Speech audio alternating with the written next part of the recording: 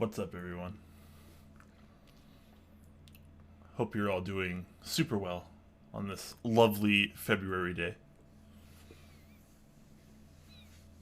I see a few people in chat already. How's everyone doing today? King Friday the 7th, hello to you as well. Hey, Mart. Oopsie, thank you so much for the prime. Looks like he finally got his Box75 from Novel Keys. That's right. That's right. Mike and the crew over there at Novel Keys were generous enough to let us check out a prototype. There are some other streamers as well that have them. Some that have already been built and some that are still yet to be built. But I'll be doing a couple different things than the other streamers today with this board. So hopefully it goes pretty well. So welcome to the journey. I won't officially start for several more minutes, but welcome to the pre-stream stream. PMSing Chicken, thank you so much for that tier 1. 34 months, man. You've been around here for a while, man. I appreciate it. I don't know why you've stuck by this long, but gosh darn it, we appreciate it. Same with Lunar Sama. Thank you so much for the tier 1. Also 34 months. Gosh, you guys, too kind, man. Too kind.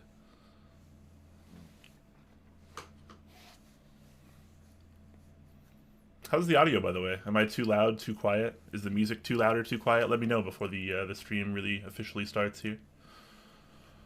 Like to make sure audio levels are at least relatively decent.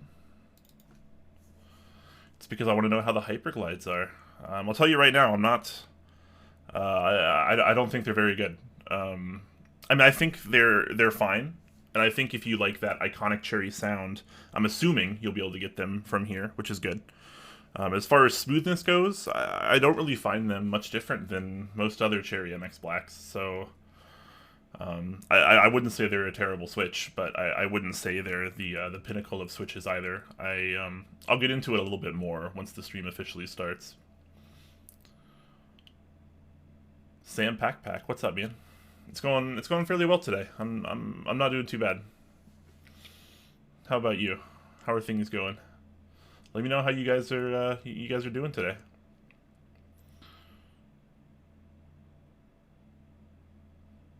Look at this lovely bunch of nerds. Yes, it's always a lovely bunch of nerds here. What keycaps are we going with today? I don't know. I honestly have no idea. The world's our oyster, right? Well, I'll probably let chat decide on that later. I'll pick 3 or 4 or 5 or 6 sets, and chat can take a little straw poll, and we'll figure it out from there. Sound good, guys? What do you think of the droplet TKL? Well, I still have a few minutes before I can start, I suppose. Let me take a look at this. I have not seen the droplet yet. But please, let me know how the audio is, guys. Both for myself as well as the music. I want to try to make sure it's relatively balanced before we officially get started. A droplet. Okay, so it's kind of like a classic Dolch TKL inspired thing. Definitely not the first time I've seen something like this. Oh wait, never mind. That was just the first picture.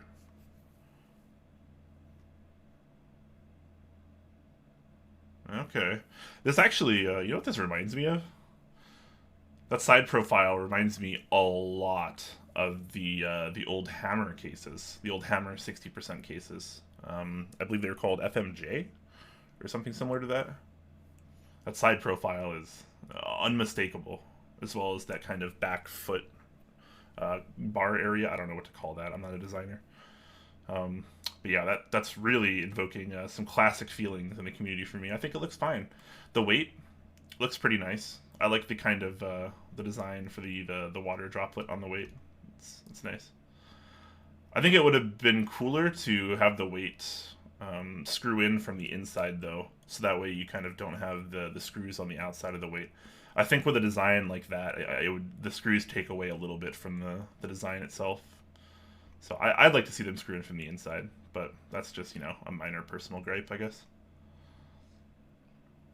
Other than that, it looks fine. Looks like a fairly standard TKL, 7 degrees, top mounted, brass weight, wind keyless, basic colors, basic plate options, 500,000 Korean. Is it won? I always forget what the Korean currency is.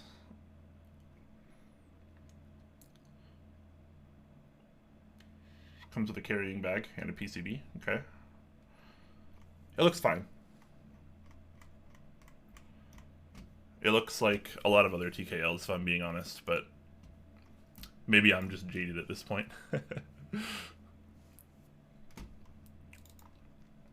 Preparing to go to work soon, Orange Josh. Oh, no, that's a bummer. Working at night, huh? Music's a little low. I'm gonna adjust that. Alright, I adjusted the music. Let me know how that is now. It might be too loud, but let me know. Yours great? Perfect, thank you. It's morning where I am? Is it? Holy crap, where are you? I guess you're definitely on the other side of the world from me. Fair enough, though. Fair enough. Singapore? Okay. Well, I'd like to still kind of weed around for some more people to show up because we'll probably have a chunk of people joining here shortly. But I suppose I can get slowly started now. Welcome to my very cozy, comfy Box75 build stream. I'm not feeling super good today, so that's why I'm a little low on the energy, if you will. But otherwise, I'm having a fairly okay day, and I'm looking forward to doing this build. I did mention a few moments ago that it's going to be a little different from what a lot of the other streamers are doing. Seems like a lot of the other streamers, from what I've been hearing, have been foregoing the internal foam a lot of the time, as well as they've been using a lot of JWK or Gateron switch options, which is cool. Nothing wrong with a little variety, and I think it's good that the streamers are differentiating their builds a little bit between each other. So I'm going to take a little bit of a detour from what a lot of the other builders are doing. I am going to use the internal foam, and I'm going to be using some cherry switches, some cherry Hyperglides. The Hyperglide blacks, to me, they're virtually indistinguishable from normal MX black. I have lubed these already, as well as the stabilizers before the stream, with 205 grade 0 for both of them. And you guys that know me know that I tend to prefer a very, very, very light coat of lube on my switches. But these were not very smooth to start out with, so I used a fair bit more lube than I otherwise would have liked. But, you know, sometimes you gotta do what you gotta do for the sake of feel and sound, and I do want to see what these boards not only sound like, but sound like with these switches. Cherry switches, I think, are a really good reference point, because I think most of us can agree that we enjoy the sound of cherry switches. They tend to sound pretty good in most formats and builds, so I think we're going to expect a fairly decent sounding build here as well. Sound really important to me, as it is for a lot of other people in the community these days, and that's totally cool. Some people value aesthetics, some people value sound, some people value feel, or any compilation thereof, and, you know, nobody's wrong. Mart says, I believe the internal foam is needed to not sound bad. Interesting. Yeah, so there's 2 layers of foam. I'm not having to open this up yet on stream, but there are 2 foam pieces. There is the one for the plate PCB assembly, which goes between them, obviously. And there is one that you might be able to see through here that's actually at the bottom. So 2 layers of foam. So we'll see how this goes. More like good night. Alright, fair enough. I guess it is late for some people. Hey Toki, how you doing, man? Gonna be firm? Yeah, it's gonna be firm. Top mount, aluminum plate. We are going for the kind of O-ring mount here, which is gonna be kind of interesting. So basically, once we get it all disassembled, I can show you a little bit better, but we'll be using some O-rings on both sides of the screws, as well as kind of this kind of clear, what I'm assuming is a plastic gasket, or washer rather, for the screws, so we don't accidentally twist and rip and destroy any of the O-rings, which can often happen on a lot of other O-ring mounted boards. So this should be an interesting journey. I did test the PCB ahead of time as well, and everything is flashed and working as of last time I checked, so I'm not too worried about that. But for the sake of this, I probably will test it again, because sometimes I'm a little paranoid. No holy pandas? No sir, not on this stream. Not on this particular stream. I rebuilt my Sirius prototype on stream a while back with some of the new Glorious Pandas, which I think are a pretty decent switch. And I'll actually be building them again in the near future as I check out the GMMK Pro. Glorious is sending me a review sample of that. So, looking forward to that as well. That could be an interesting board.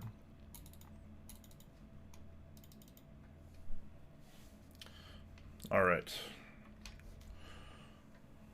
If anyone has any questions, of course, don't hesitate to ask. I'll be as interactive with chat as I can be. I'm going to give this PCB another just very brief test.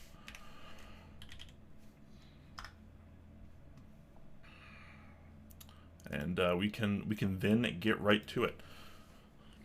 Elcor9 is asking, have you tried U4Ts yet? I have not. That's a new silent switch, right? From Gazoo. It's a silent, right? Is it part of the Boba series, I think? Gazoo's stocky switch. Okay, so it's not a silent switch. My apologies. U4T are a great tactile. I haven't checked them out. I'll add them on my list of switches to check out. The silent is just the U4. Oh, okay. Okay, U4 is silent. U4T is a non-silent tactile. Today I learned. Alright, let's give this PCB a quick test. I have VIA open at the moment.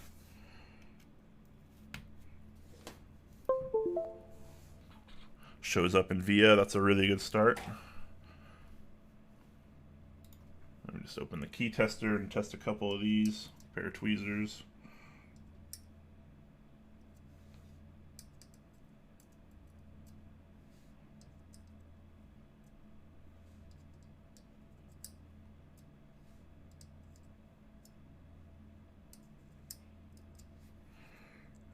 Not the best testing tweezers, but that'll work.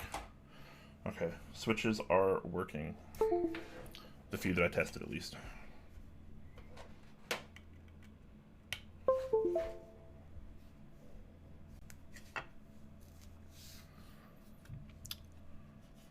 Alright, so yes, again, we are going to be using the internal foam here.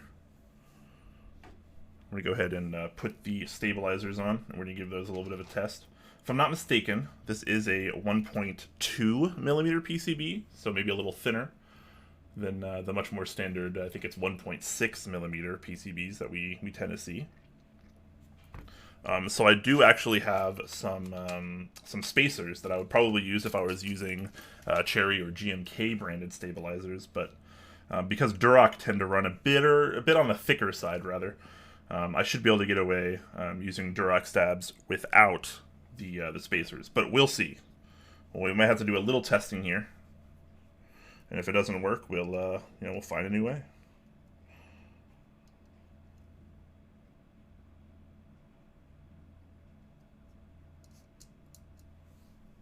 I prefer to not use the spacers when possible, because I don't know if it's just the fact that my hands are big and kind of clumsy, but I find them incredibly obnoxious to work with.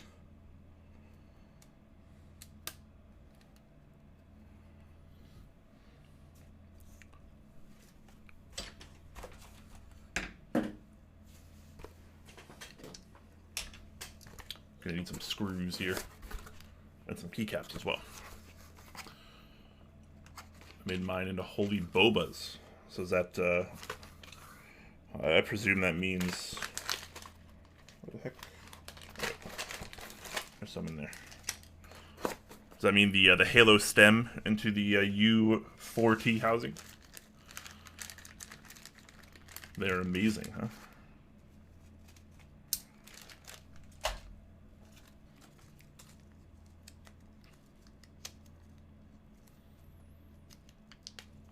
Is there a good but cheap lube for linear switches? Depends on how cheap you want to go. Sheesh. I feel like lube tends to not be very expensive, just by and large. Even the more premium, expensive lubes that we use in this hobby, like Krytox 205 grade 0, I mean, you can get a little thing of it that'll last you hundreds and hundreds and hundreds of switches for between $5 and $10. So I don't know. It depends on how cheap you really want to go and how much lube you need, I suppose. If like $10 sounds like a lot to spend on lube, or like Mark says, $15 lube will last you 1,000 switches. Yeah, that tends to be the case. A lot of vendors stock lube these days. If you're looking for just true outrageous value, you could pick up something like Super Lube multi-purpose synthetic oil, which not my favorite lube for switches, but it definitely will work on switches. And this bottle's pretty normal. This is a 32-ounce bottle, and this was definitely under $10 when I bought it, and that'll last I don't know, about 100 lifetimes for switches. It's a lot of lifetimes. I am going to only be using 3 stabilizers here. I'm going to opt for the split backspace configuration. Yeah, that's what I'm going to do.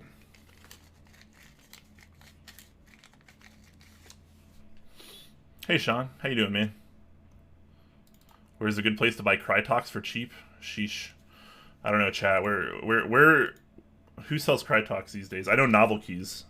Novelkeys does, but I don't know if they have any in stock. If Novelkeys does, definitely go with them. And you can use the promo code Clack, one word, and then I'll give you 5% off as well. Let's see if they have any in stock. I'll do this in real time.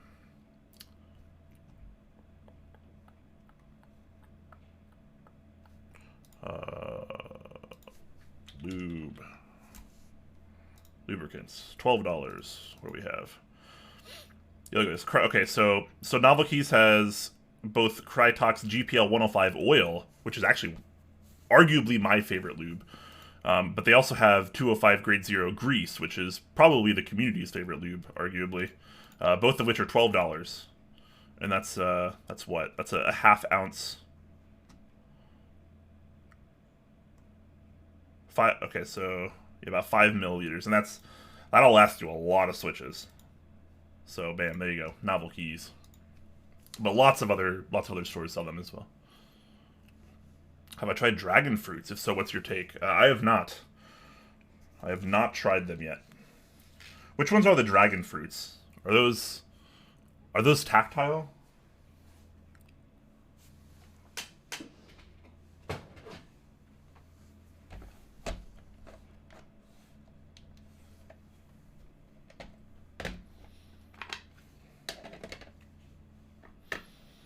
I think Divinity sells it for cheaper. Yeah, very possible. We're doing excellent. Got a board coming in the mail soon. Awesome, man. Awesome. What board? They're the pink and white one. 63.5 gram spring with supposed less tactile feel than Kiwis. Okay, so it's kind of a more mild tactility. Interesting. I feel like this year in particular, we're going to see a lot more of a push for the more mild tactile switches. It's been something that's slowly but surely been ramping up from what I've seen.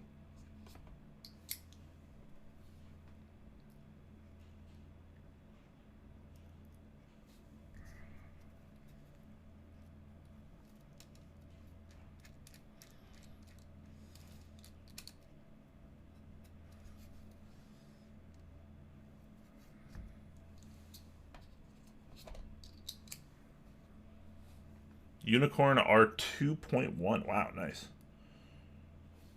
So it's a fancy board. Your batch is shipping tomorrow. Awesome. I've tried the V1, or the round one rather, and it was pretty good. It's certainly an interesting take on tray mount.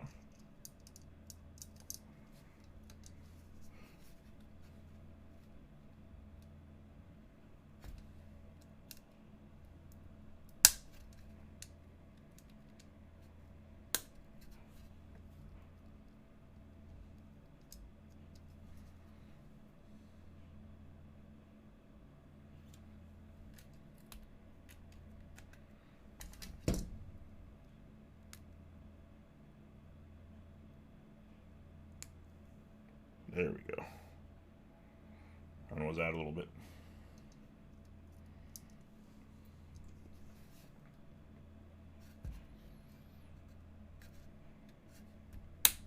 E-White, nice, nice. Wanted to get PC. PC boards are super cool, man. I like PC boards.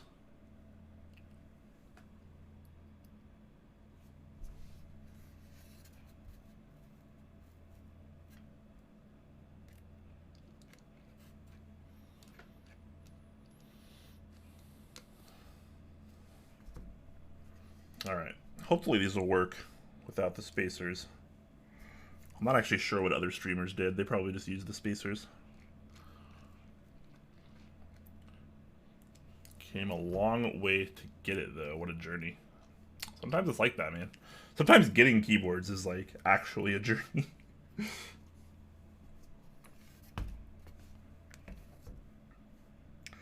Okay, enter. Should be right there. I don't usually build 65%, or what is this? No, 75%. I feel like I don't usually build 75% that often, so I'm always... The PCBs often look very oddly sized to me.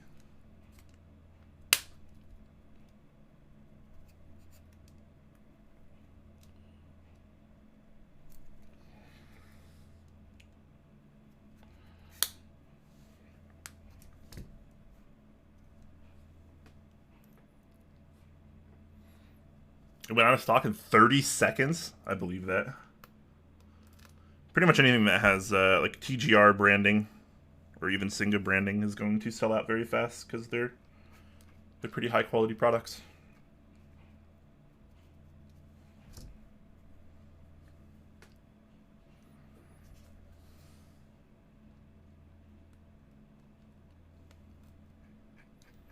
You got PC, nice.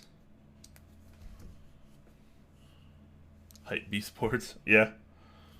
I guess you could say that. I feel like Hypebeast carries a really negative connotation, though.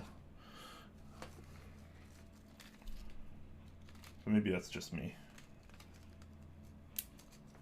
Unpopular opinion, but TGR is overrated. That's a fair opinion.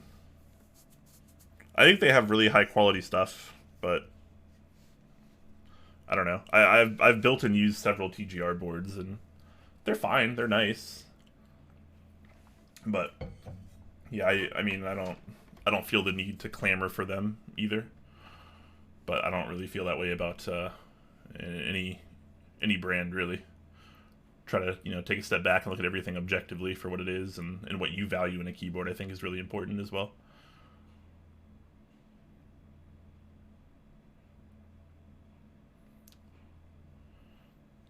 What's an underrated board? HB85.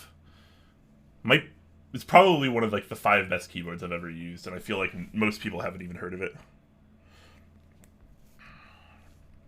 Alright, I'm gonna get a couple of these switches in, test these stabilizers.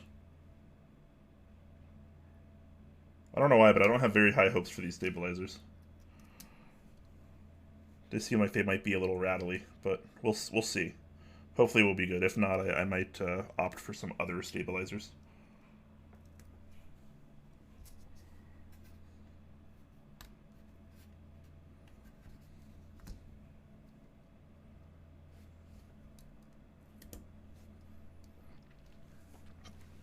Alright.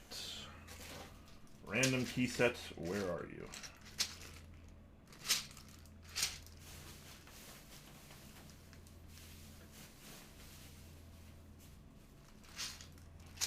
What is this? This is 9009. I don't know if this is going to go on the board, but I'm going to use this for some tester keys at the moment.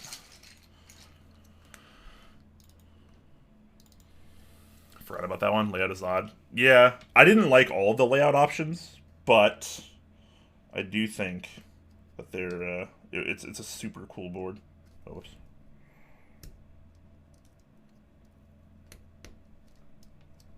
There we go.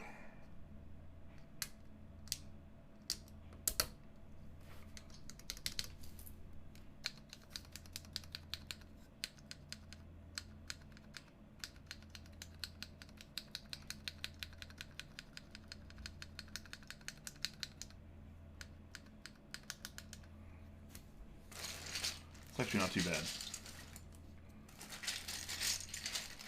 I was expecting it to be a lot worse.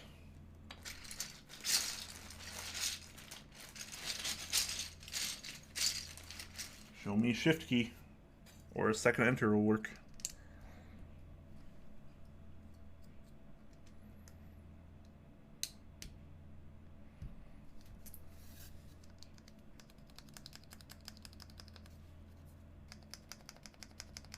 Huh, pretty clean actually. All right.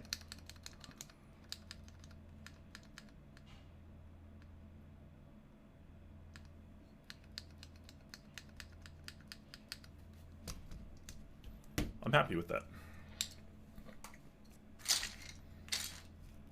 I was really afraid I was going to have to relube stabilizers here, honestly. Yeah, HB85 is really good. What are some other boards you guys think are underrated? I'm curious to hear your thoughts as well. I feel like we tend not to get a ton of overrated boards in the community. I think a lot of them are fairly properly rated, and then some of them are overrated. But I feel like there's very few boards that are really underrated. Let me take a look. Let me look behind me real quick. What's underrated? The IDB60 is pretty good, mainly because it was so absurdly cheap. But I think it's a very very simple board, but it's a really good board, especially for the price. Definitely underrated. I'd say the Clippa S is underrated too. I feel like a lot of people know the Clippa tray mount line, and they're actually very popular, and I think they're nominally rated, I'll say, but I think the Clippa S, which is the nicer almost sandwich mount, it's kind of like an augmented bottom / sandwich mount, but it has a carbon fiber spacer in there too. It's actually a really interesting board. That I think most people forgot about or don't even know about. So I definitely say that one. Okay. Let's get this going here.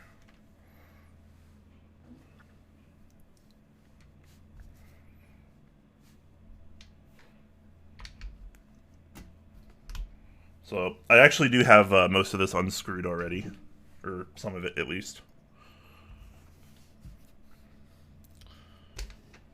So basically, these ones pull right out.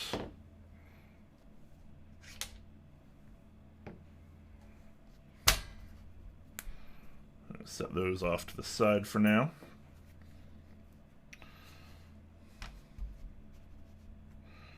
And then, let's see, I'm pretty sure I still have the screws out. I do. So this should effectively just kind of push out. It's a pretty tight tolerance there, I've noticed, but doesn't take too much coercion. Think the Clippa is overlooked? I think the Clippa tray mount is good, and I don't think it's overlooked. I think it's actually absurdly popular. I think the Clippa S is the one that is really interesting. What properties does the carbon fiber offer in a board?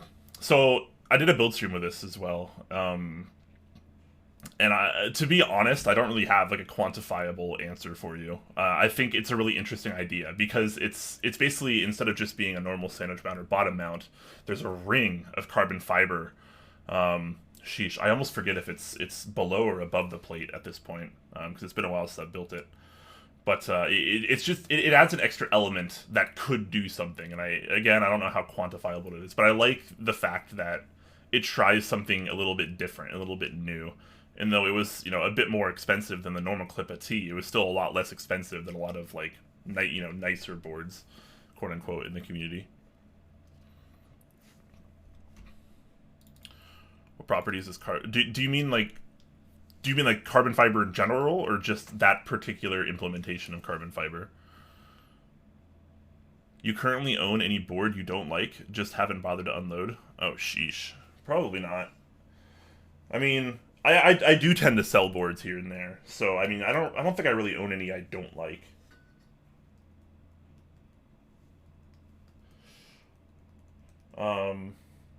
Yeah, no, I don't really dislike any of my boards, actually.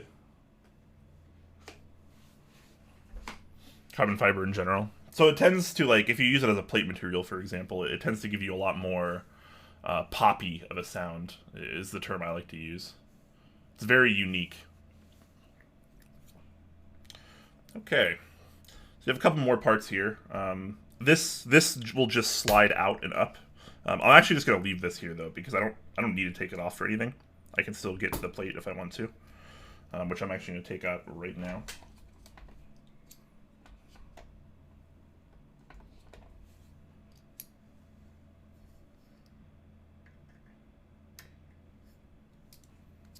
That's the wrong size. That's a really good question, though. Boards that I own that I don't like.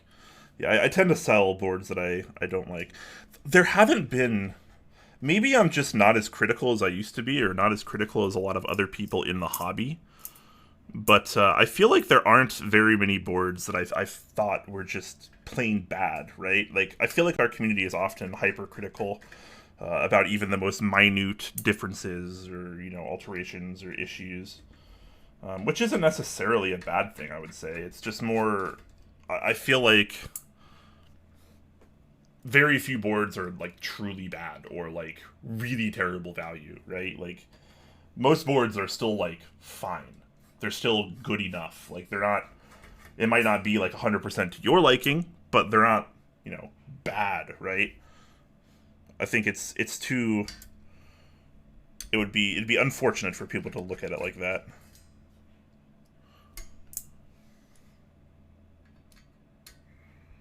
But hey, that's just this guy's 2 cents. Hey, Nebula. How you doing, man?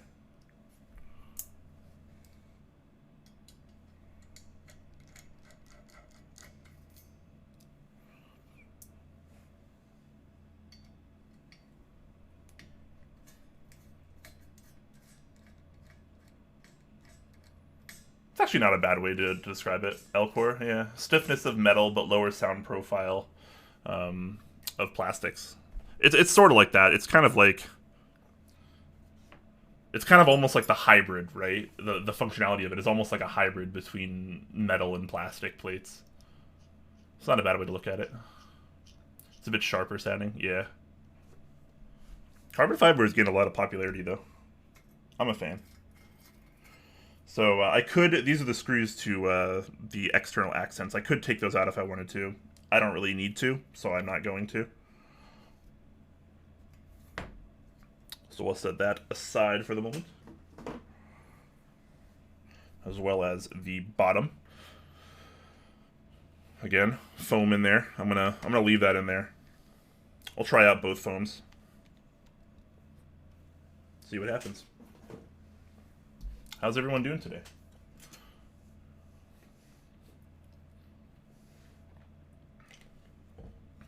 If you're just joining now, I hope you're doing well.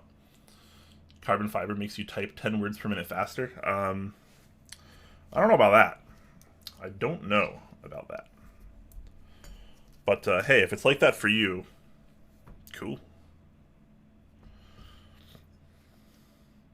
Okay, so most of you that might know me know that I don't really like plate foam. I tend to think it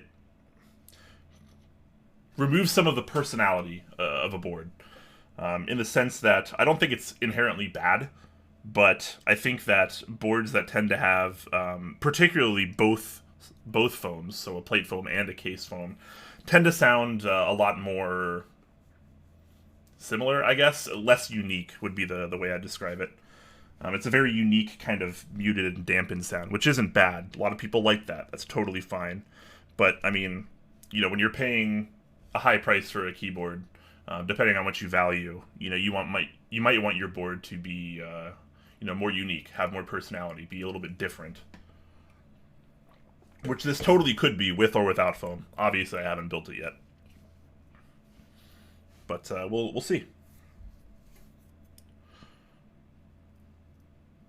But yes, like I mentioned previously, since a lot of the other builders are foregoing the foam, I have been suggested to give it a test, and I agreed, because, you know, for the sake of variety, for the sake of science, I might as well do stuff a little bit different from the other streamers, you know? Anyways, Cherry, MX, Hyperglides, bam.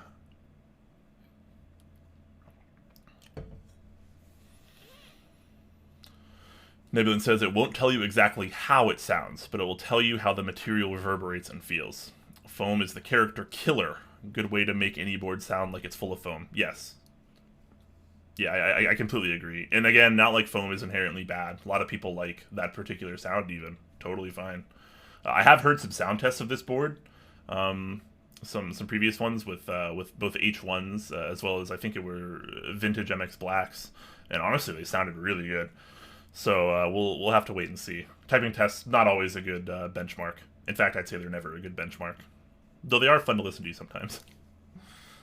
King Friday the 7th says, between plate foam and case foam, if you have to go with one, which would you go with?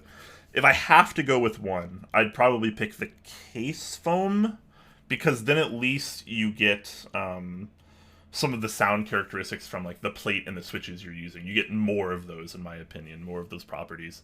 So I would definitely pick the case foam if I had to pick one of the two. I feel like the plate foam, just the plate foam alone already removes a lot of the sound of the natural sound of the board.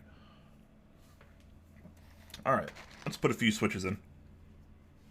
Some foam you kind of need to stretch and kind of work to get all the switches in, but this one actually looks pretty accurate. Sorry for my head in the frame, I'll move it momentarily. Just want to make sure this is all looking pretty accurate.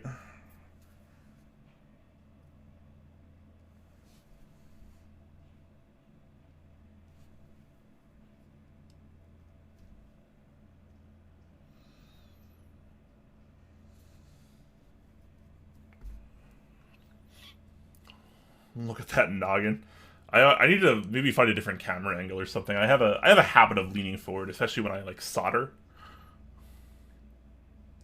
Have you used a nylon plate yet? If so, how did you like it? I have technically used nylon plates, but not long enough to really gauge how I feel about them, like in my own home experience. It's only been at meetups, and it's cool to try stuff at meetups for sure, but you don't always get like that raw, like at home at your desk experience, right? You're just kind of like, let me type on this in a really loud room and then move on.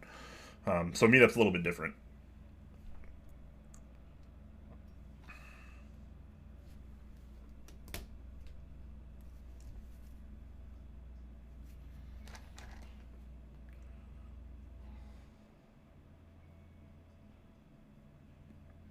So yeah, I don't want to give too many comments on nylon plates, but I do plan to get a nylon plate in the very near future, hopefully for my profit, which I'll be building on stream pretty soon with the, at least first with the polypropylene plate, which I also haven't used, which is going to be pretty interesting. So I need a Lube switches for that, and that's going to be a pretty awesome upcoming build.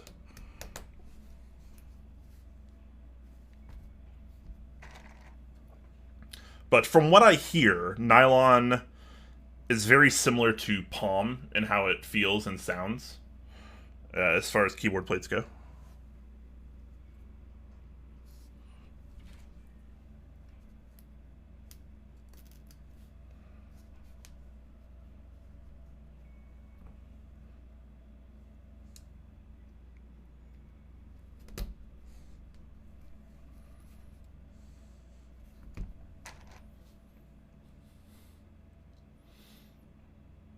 Oh, that's how I heard nylon plates from the Prophet. I'm super stoked for the Angel. Yeah, definitely. The Prophet's a really interesting build. Though I still haven't built mine, I have used one in the past, and it was really interesting. Price was really reasonable on it too.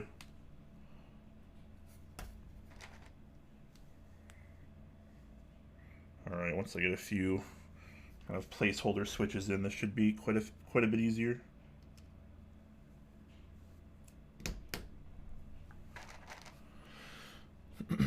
Nice desk mat. Is it from a group buy? Oh god, this desk mat is kind of beat to hell at this point. I do not take very good care of my desk mats, and I am kind of ashamed of that, if I'm being honest. But this is the Metropolis desk mat, GMK Metropolis from Novel Keys. The designer's name is slipping my head at the moment, so I apologize for that. But yeah, this is from GMK Metropolis. Which, interestingly enough, I didn't actually get the set because the set really wasn't for me, but I liked this desk mat a lot, so I got the desk mat.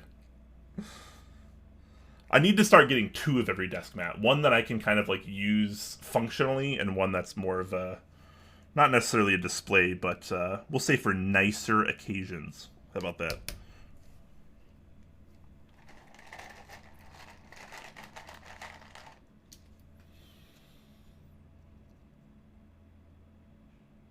You're using yours now too. Best part of the set, yeah.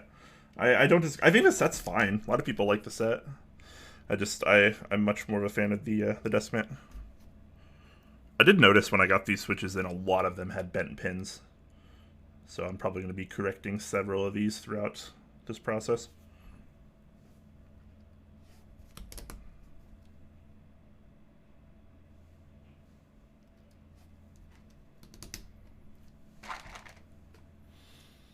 Neflock, I think. Yeah, that sounds about right.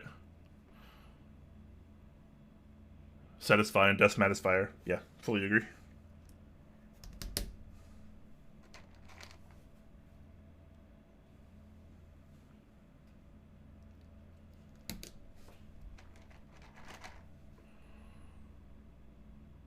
Use yours upside down, put the empty part for the mousing. Yeah, I've actually, interesting that you bring that up, because I've actually used this both ways. I used to have it swapped, but now I have it this way.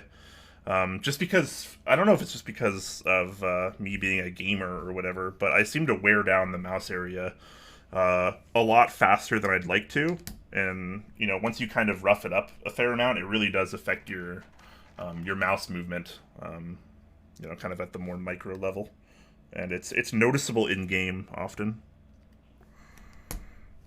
So sometimes I flip desk mats just to kind of get more use out of it, or what I've actually been doing sometimes, I'll use another desk mat, like just like a gaming mouse pad or something, and I put that on top of my, I don't know, community desk mat, I guess you'd call it.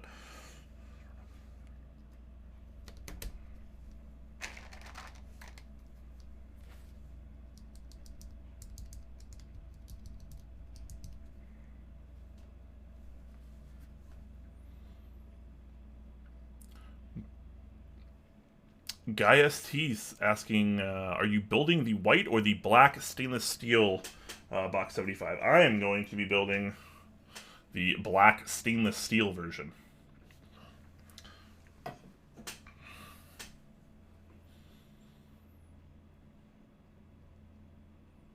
For very long mousing sessions, I have a few cheap SteelSeries mouse pads I put atop my desk pad. Yeah, exactly. I have 1 or 2 of the SteelSeries Quicks, as well as I think 1 or 2 from another brand that I often just throw on there. I guess I just wear through mouse pads way too quickly.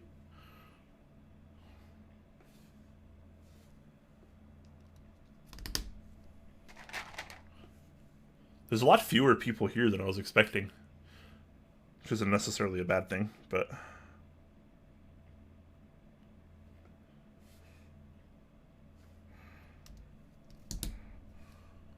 that's okay. We're getting personal here. We're getting intimate, chat. Very intimate.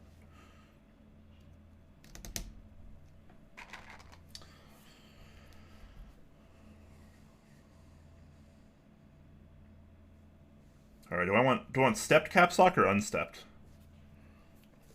We'll go stepped. Does stepped look good on 75%? What do you guys think? I can change that if I need to. Nathan is live? Oh, that's true as well.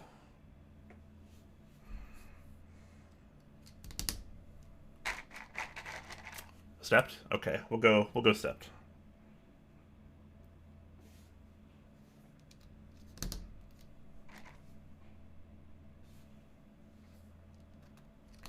Switches are going on fairly easily. You love to see that.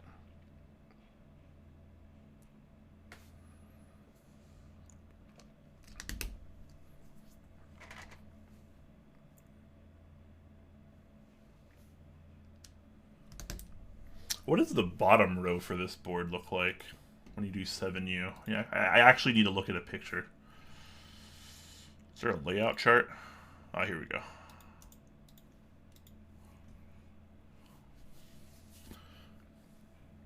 It's on the Novel Keys website, thankfully. Okay, so if I'm opting for 7U, I'm going to do... Oh, interesting. Okay, so 125, 1, 125, 7, 125, 125. Is that labeled on the board? Oh, it is, isn't it? I see how I did it. Okay, cool. Love seeing that. Also, I think I forgot to show off the logo. You can kind of see it through there. This PCB is actually done through Gondolindrum, who I really like and respect in this hobby.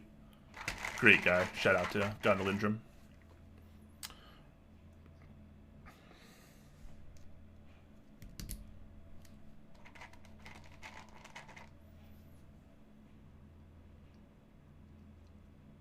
Dang it. 5 Box75 build streams and no one built a white stainless steel one? Oh no. I'm not aware of what everyone got. Novel Keys actually reached out while we were streaming because we were talking about the Box75, and Jay and I were like, you know, it looks like a really interesting board. Like, the aesthetics are pretty pleasing, and we kind of wanted to check one out. And Mike was like, sure, message me and I'll send you a prototype. And I was like, oh my gosh, I was not expecting that. So, yeah, we didn't get to choose what we got. It was just, he said he had a black prototype he could send to us, and so we happily obliged. The white would have been cool, sure, but, you know, it is what it is. We still get to experience the board, and that's actually what matters, in my opinion. PCB looks good? It does. Love me some Gondolindrum stuff. Looking forward to the upcoming Lasgualoth PCB, which I think are shipping to me in the relatively near future, hopefully. That's going to be a really fun PCB, especially for tray mounts. It could really change how tray mount cases are.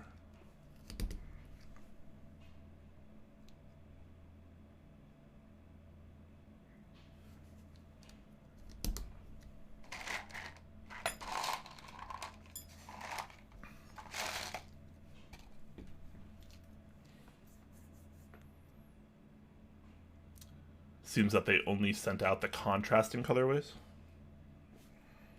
So none of the streamers, huh? None of the streamers had a different colorway. It's all black stainless steel. Is that what everyone did? I haven't actually looked at most of the build streams. I've just kind of heard about them. Mike is the best. He absolutely is. Also, I know there's not a ton of people here, but I feel like I kind of want to say this now. We're finally working on subscriber badges and channel emotes and all that stuff. It's actually finally starting to happen. So for all you subs and people that want to use channel emotes specific to here, I'm sorry. It's completely my fault. I've been incredibly lazy, procrastinating, going through some mental issues and whatnot. But I'm really trying to get back on track, and that's something me and the moderation team are kind of working on right now. So, nice sub badges coming soon. I won't spoil what they are. I think it's a pretty fun idea. And some channel emotes as well. And the channel emotes are going to be interesting because we're actually going to be holding a contest. We'll have several giveaway items, and basically we'll have people send in their emote potential emotes that could be used for the channel. So get ready for that if that's something you're looking forward to.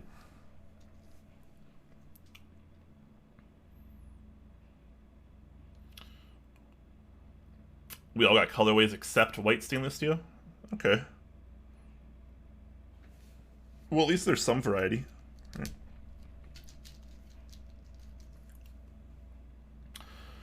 Kakan asking what my top 4 rectangles are. Oh my gosh. I hate favorite keyboard questions, honestly, just because that's just not really how my brain works.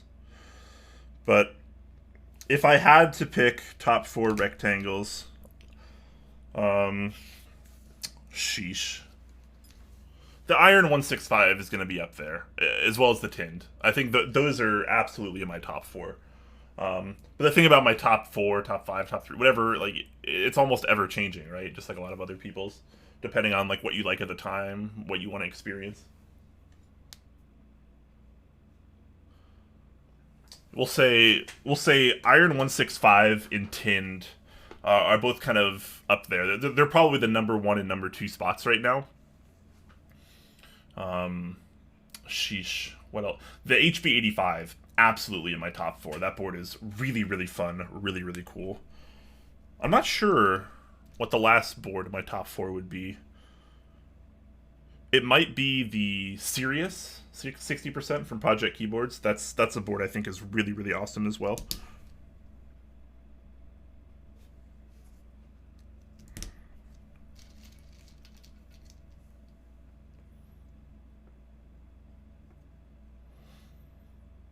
Let's see, black with stainless steel and white with the black PVD accents. Was white with stainless steel even offered? Oh, it was, yeah. Okay. Maybe they just didn't prototype it? I mean, if they prototyped... I mean, I guess you could do it, right? You would just have to track down someone that has the white version of the board and track down someone that has the stainless steel accents and swap. That way we can kind of mix and match parts, and different content creators can recreate different aesthetics. Because they should all be interchangeable, right?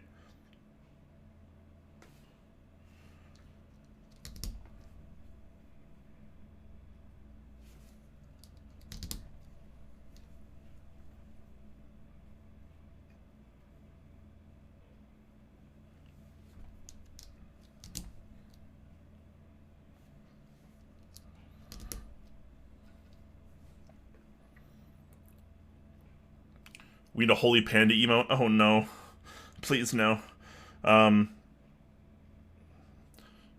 I mean, though obviously, myself and Jay will have the final verdict on what emotes we use. We do definitely want to do a contest so people can send in their ideas and creations that could potentially get used.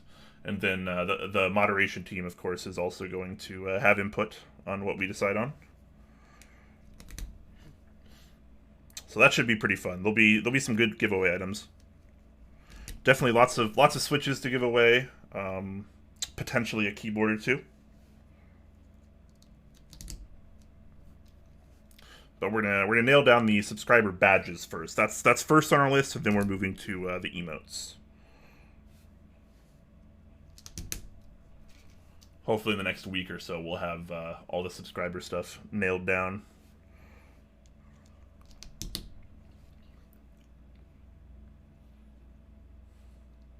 Don't remind me of the HB85.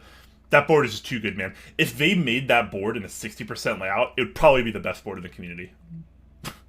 Saying that right now. In my eyes. It might be. It might be the best board in the community if there's a 60% version. But then again, that really odd layout is kind of part of the charm, right? It's the board is almost inspired by, like, the Alien saga.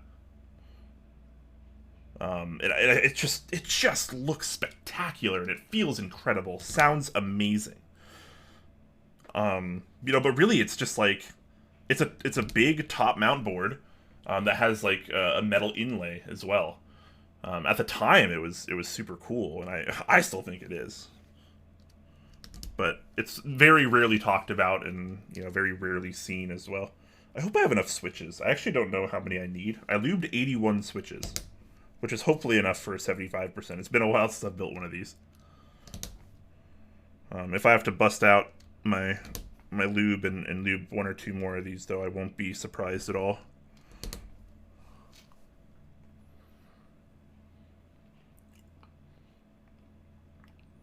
Yo, what track was that? I don't know what track that was. I'm sorry. Is it not showing up on stream? I'm using... This is the soundtrack by Twitch, which is still in beta, so as I've seen in the past, it has some bugs. But it should be displaying on the stream right now what the song is. Let me know if it is or isn't, guys. Because if it isn't, that's something I want to make sure I fix as soon as I can.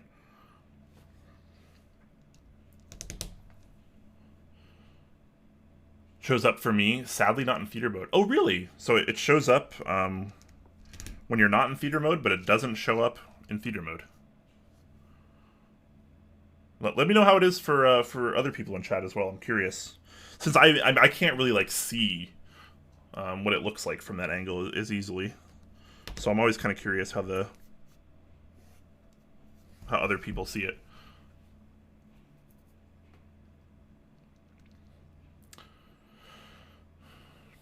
COD 67 is 65. No. No.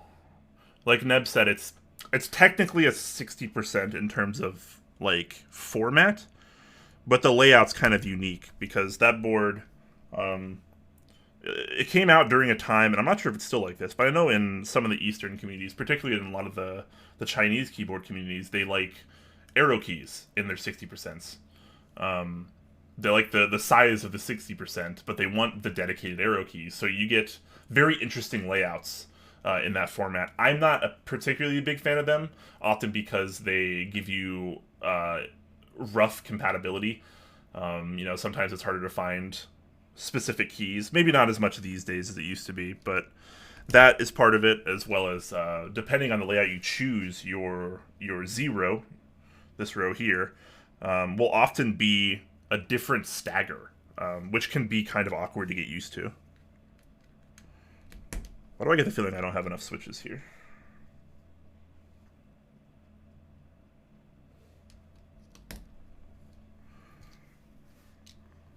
I think I'm short 2 switches?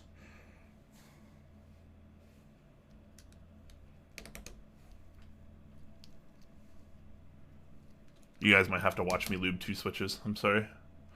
Your GK64 is like that? Yeah, exactly. That's another one of the PCBs. As well as I think the DZ60 also offers, or at least some variants of it, offer that kind of thing.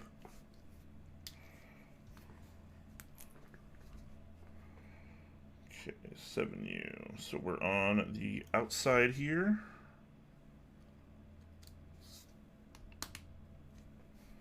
And then I love that this is labeled. This makes it a lot easier on a PCB that has several options.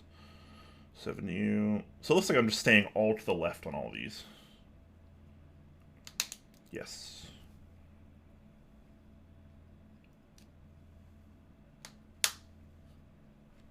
So again, 125, 1, 125, which is kind of interesting. And then we'll have 125, 125 over here. But it is a 7U spacebar. So again, I'm 2 switches short. Kind of a bummer, but that's okay. I have them to spare, and I actually already have springs lubed, because I lubed more springs than I need to, because who's going to open a pack of springs and count them one at a time? Not me. I'm just too lazy, so I just tub lubed a little bit more than I needed. It's the original springs. So we'll get out 2 of those. I don't need the original springs. I will need to put them in there, though.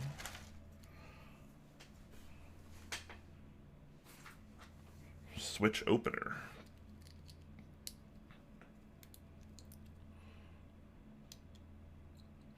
Are those Cherry MX Hyperglides? These are, in fact, Cherry MX Hyperglides.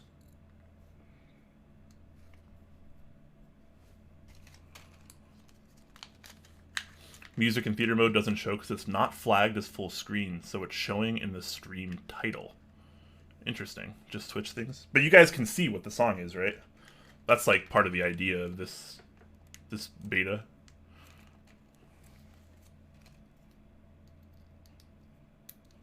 I forgot to mention, I'm not using the stock springs here. I'm using some novelty springs, 74 gram. I wanted to keep a weight that was very similar to the normal MX Black feel, but I think they're a bit better than the stock spring. So that's what I'm using.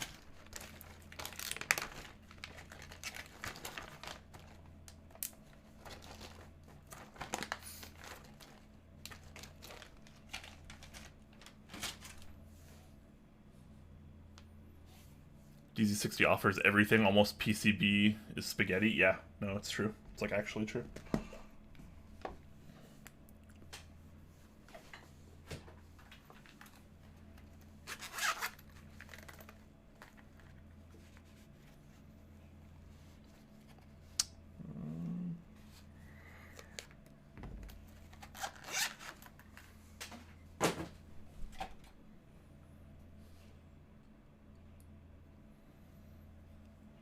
Alright, so I'm going to do a quick lube on a couple of these switches.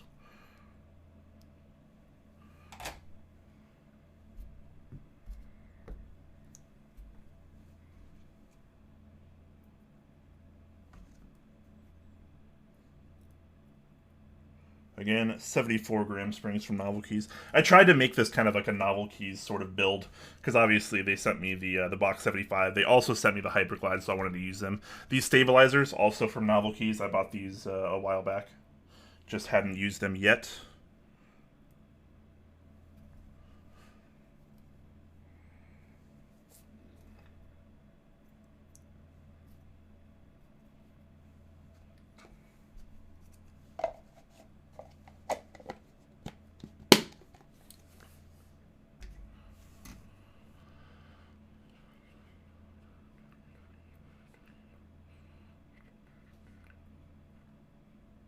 I feel like I missed a question earlier. And I remember what the question is, but now I can't find who asked it.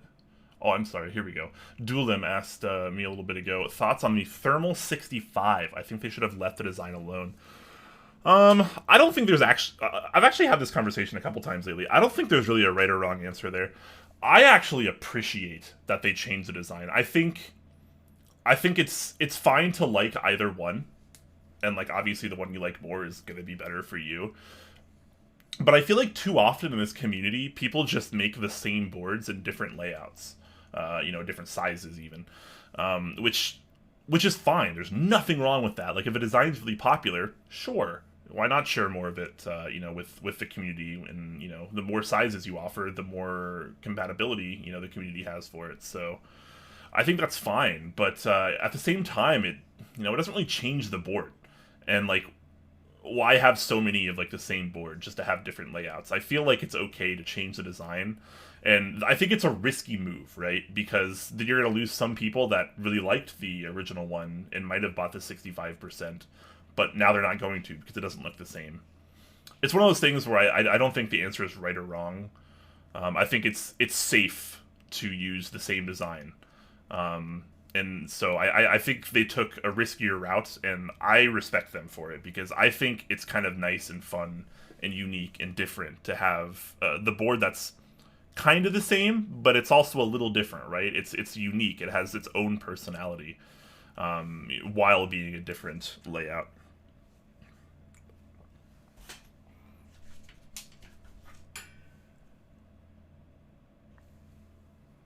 So that's my take on it. I think if you think it's a bad idea, I don't think you're necessarily wrong. It's just a difference of opinion.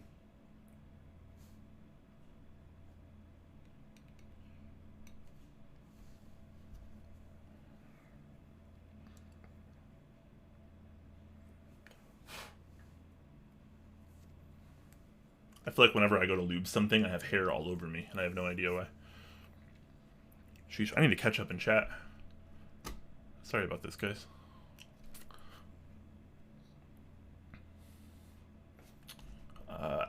Adcom is asking, given the price of the board, you'd have thought that they would use a USB daughter board, no? No? Is that a thing these days? I know obviously a lot of boards use daughter boards, and they tend to on the higher end, right? Your Keycap, some of your other stuff. The Tind I built recently has a daughter board, Iron 165, Iron Series, stuff like that. I don't think it's necessary. I think it's totally cool if you want to use a daughter board, but I don't think it's absolutely necessary. And I don't really see, like, maybe I'm just not enough of a designer, but I don't really see, like, why using a daughter board would make a board more premium, or why premium boards would need daughter boards, if that makes sense. I think it's fine either way.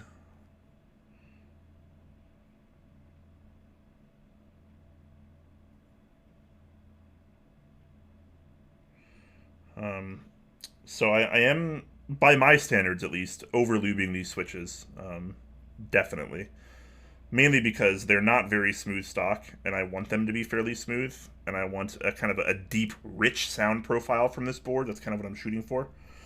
So I did want to lube these maybe a little more than I would like. Lubing the tops as well.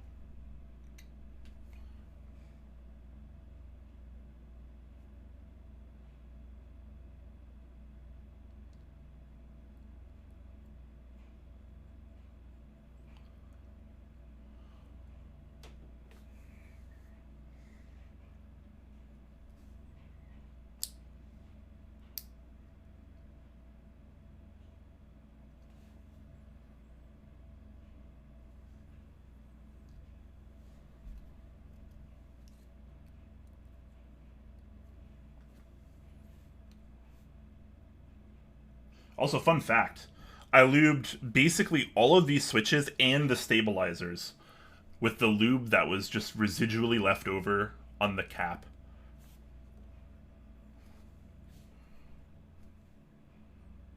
That's how little lube I like to use. And I still over-lubed the hell out of these, like by my standards. This would probably be like a medium coat for a lot of other people. I start on the legs. That's where often the most friction is between the leg and the leaf of the switch. Then I move on to both sides of the stem. Then I hit the front of the stem and the back of the stem. Springs already lubed, tub lube those. Still had some left over, like I said. And for the top, I just do kind of a light coat. That's a little too much. Still getting used to these brushes. These are from Kinetics Labs. These are a little bit bigger than what I'd normally use. But they've still been working pretty well for me. Light coat basically everywhere inside on the top here where the slider could touch.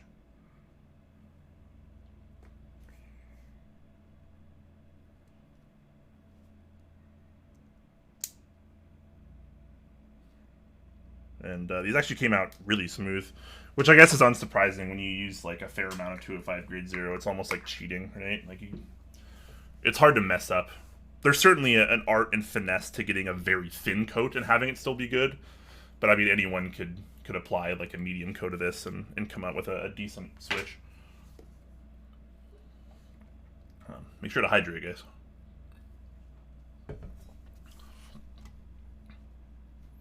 Let me get back to this daughterboard conversation that's been happening in chat. Price has nothing to do with daughterboard. Design should dictate it, says Nebulin. I completely agree. Since this is a board on stilts, no need to put the port lower. Very true. You know, if you take all the accents away, like the board itself is just a very simple square. It's a rectangle. It's a box, as the name suggests. It is top mount, which is nice, but like, you know, it's still just a box. So the accents are really what make this board, you know, aesthetically, as well as they play a role in the functionality because they prop the keyboard up as well. And I mean, we'll check them out later. But these are the feet. So these are the upper feet, and this is where the bottom will rest on your desk. So one point of contact on your desk, another point of contact on your desk. These have nothing on them right now, but the production units are going to ship with. I'm not going to call them bump-ons, but there's kind of like a foot material that'll be padding that you'll put there, and that'll protect your desk or desk mats. However, I would say that's honestly not really that necessary. A lot of the price from this board, and we'll talk about this board later too, a lot of the price from this board comes from these accents. Hand-polished stainless steel, not cheap. Edges, also very chamfered. This is a lot smoother than you think. This isn't sharp, like, at all. Like, you'd have to, like, really, really put a lot of force into this for it to, like, damage something, I would say. So I know some people had reservations about that, but honestly, it's just smooth. It just glides across my desk mat.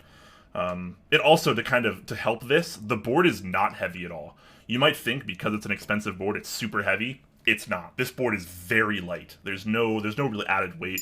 Sure, these accents are stainless steel, but like, you know, they're not particularly large and bulky and heavy. So sorry for that rant, but there you go. Got my last two switches. It'd be hilarious if I needed 3 here. Once again, these are labeled for convenience. I love to see it. So go on the outside of that one for 7U. And then outside of that one. So just outside on all of them. Perfect.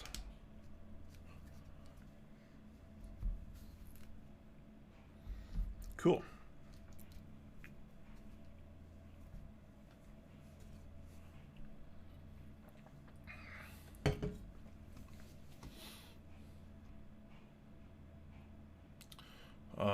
Isn't having the USB socket on the PC a point of weakness, though?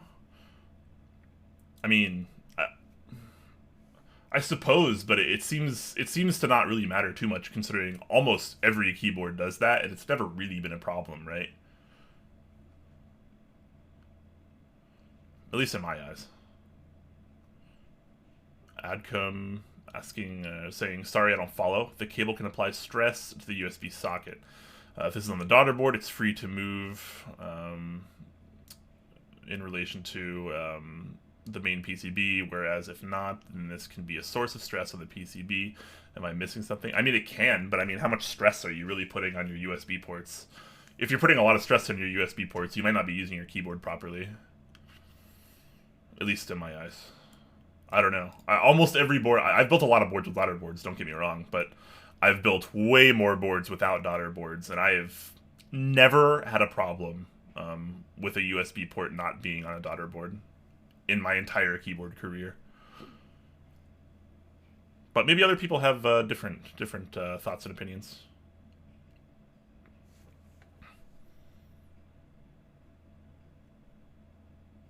Drummer says, I can't find the track titles. No worries, though. Honestly, great stock music. With cracking down on DMCA. Yeah. That's kind of backwards. It's good that they're giving decent music options to people. Yeah, I completely agree. I like the soundtrack by Twitch feature. I think it's a really cool option. It just has some issues that I hope get ironed out.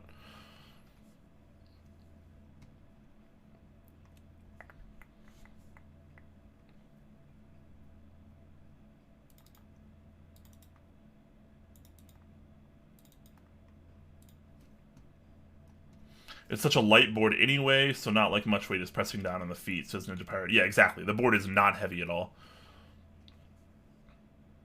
I assume you can replace those accents with tent spikes? It's a good joke, yes. Maybe you could. Ozai Obsessions says good afternoon. Good afternoon to you as well. Welcome to the stream. We just got all the switches in. Haven't done any soldering yet. I'm going to go ahead and check down the line to make sure the orientation is right and all the switches are in all the way. I find this really easy to do if you just kind of eye down the line and you can see if any of them are too tall, too low, or maybe oriented the wrong way. This one has something on it. Probably just a hair because beard. Okay, this is looking pretty good. These are all looking in. I'll give it a quick press just in case.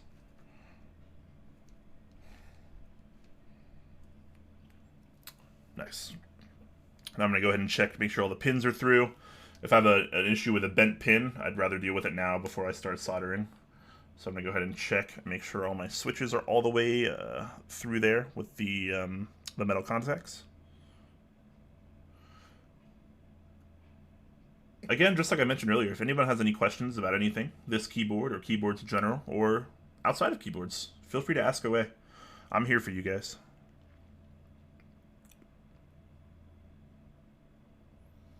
Okay, this is looking pretty good. No bent pins so far, and none. Okay, perfect. So this is coming together pretty well so far, aside from having to relube a couple switches.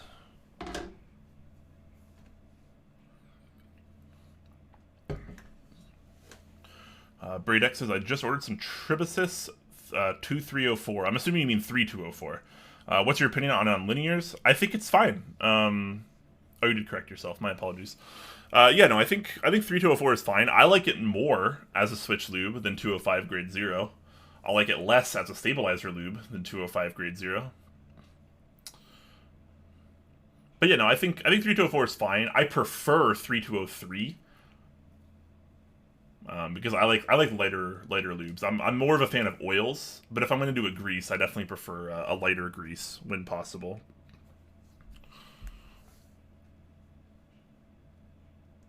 But I think it's totally a fine lube. I definitely prefer it over 205 grade 0 as a switch lube. Osiris, what's up, man? Says, hey, bud, got some power and just wanted to say I miss you, man.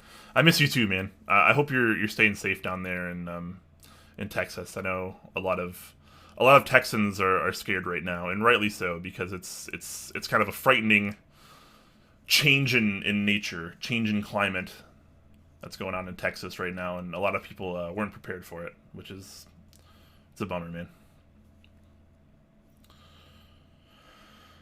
With the rolling outages and such, it's unfortunate. So shout out to everyone down there. Hope everyone's staying as safe as you can.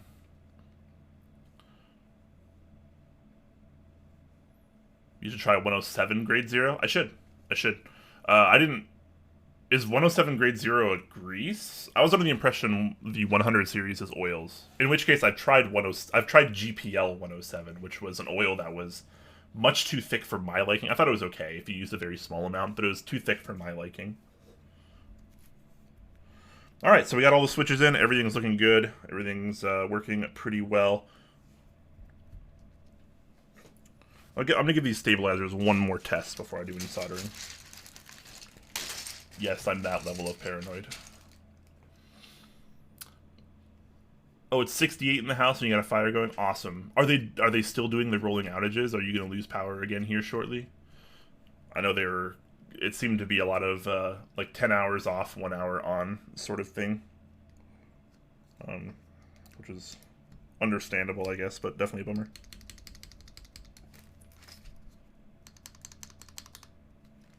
It's not sounding too bad so far.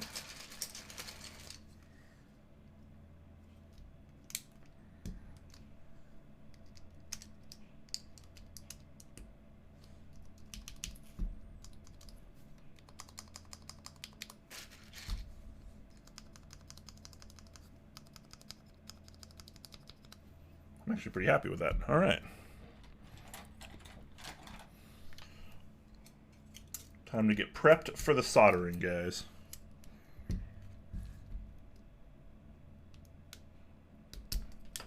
Some tight caps. Must be because I never used the accents.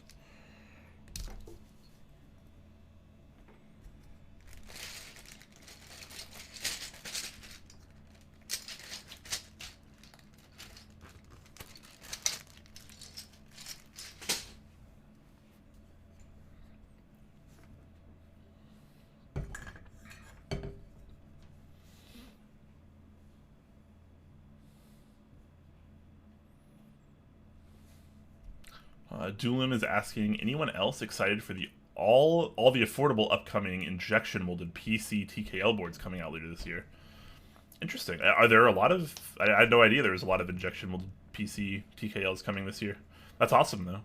I'm happy we're seeing more injection molding. That makes boards way more affordable.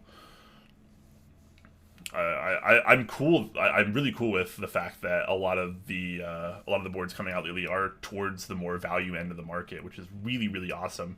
Because like it's nice to have all these $4, $5, $6, $700 keyboards. Like they're most of them are pretty nice, most of them are pretty premium, and it's exciting. But the reality is, most people aren't going to buy those. The mass majority is going to buy something much less expensive, like the NK65 or the KBD67 Lite, which I still really want to check out. These $100 class boards that honestly feel and sound and perform like boards 2, 3, 4 times their price. So, really happy we're starting to see stuff like that. Love to see more of it. I know Mike does have the TKL coming out soon. I'm assuming that's one of the injection mounted boards that you were referring to. Okay. And I know my Metropolis mat is still not in the best shape ever, but I'm still going to put down another mat specifically for soldering.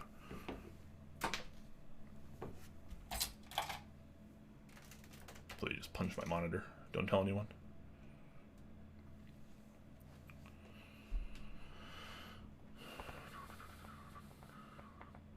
I don't know, Neb. I have no idea if it's going to be polycarb. There might be a polycarb version.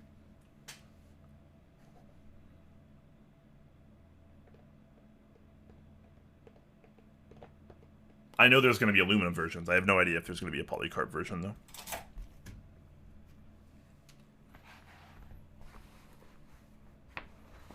This is just an old crappy desk pad I got off Amazon. I don't know, probably almost a decade ago at this point.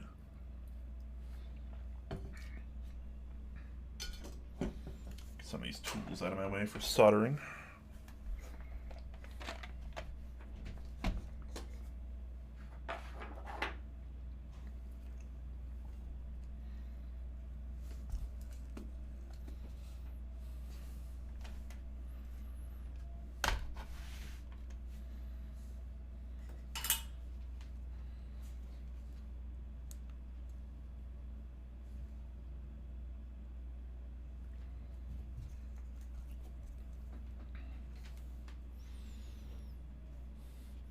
There's one coming from the guys that did the Iki68. Okay, cool. I saw Alex Odos check that keyboard out a while back. I say a while back, but I think it was yesterday.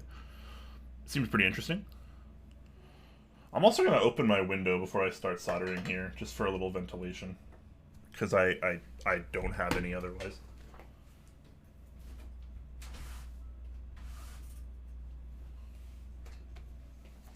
This way we'll get a little bit of airflow in here.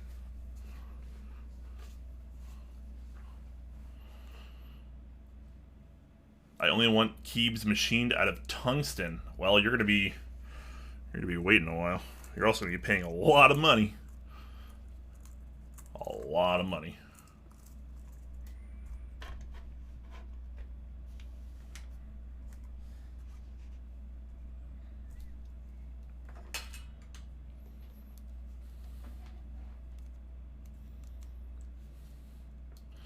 Jay has a secret TKL, does he? See, what's funny is, like, I actually don't know a lot of the things that Jay's doing. I know he's doing a lot of things, but, like, I feel like everyone's doing a lot of things these days in the community, and it's difficult to remember all of them, or know all of them.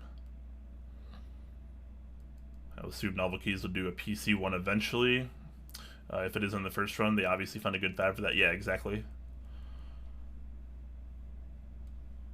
It's gonna sell well, let's be real here. Maybe just tungsten weight, also very expensive. Alright.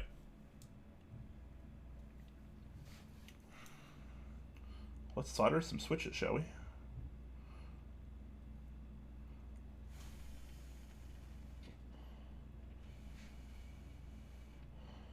I'm trying to make sure my head's not in this frame. When I solder, I usually solder really close, because even with glasses, my eyes aren't super good. So I try to make sure I can get like a really consistent, you know, kind of result here. And that usually involves me just shoving my face right into it. So I apologize if I habitually do that, but I try to kind of lean back so I don't do that. It's just kind of hard to tell from this angle how well I'm doing. But it looks like I'm doing fairly well. Not my first rodeo. Give me that knocking. You're crazy. The patented shirt over the face filter. Really, it's the small brain plays that I'm known for.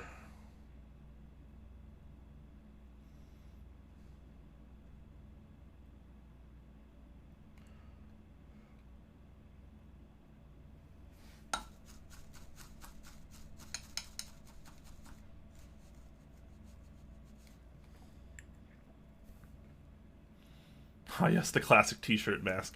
Yeah. What's funny is I'll usually do that at some point, but what I wind up doing is I wind up just using my breath to blow the smoke away. It's like a routine almost. I do this every time.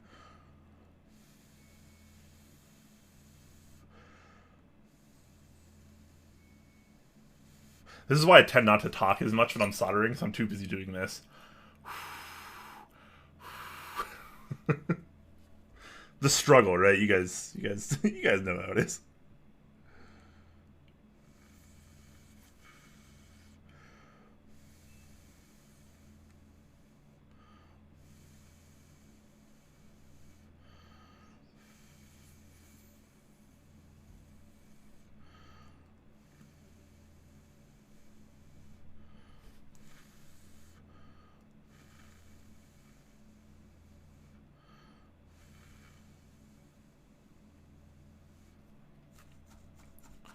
Safety squints are real. It's like using safety squints around high-powered lasers. Fair enough. Real and effective are not always the same.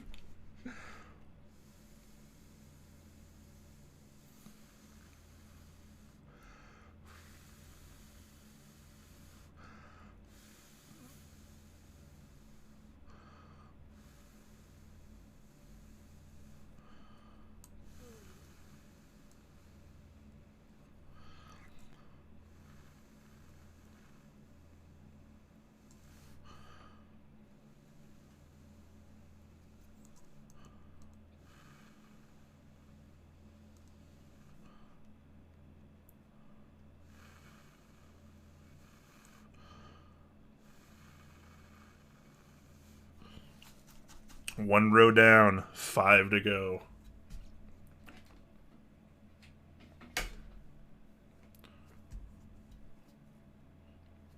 Hayden, have you measured Dracula round 9 color samples yet? Uh-oh. We're getting into the Dracula talk. Uh-oh. Spaghetti-o.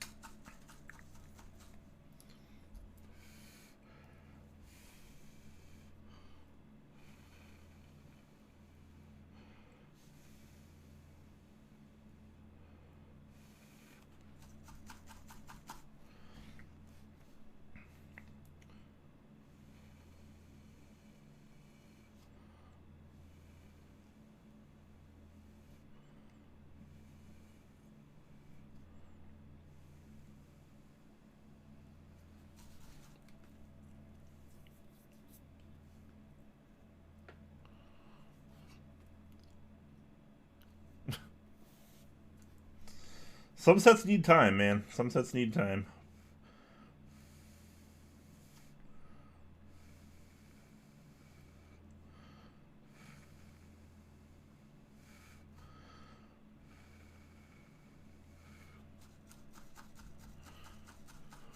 You fully expect to see minimal before Dracula? I mean, I don't think that'd be super surprising, considering how much simpler minimal is.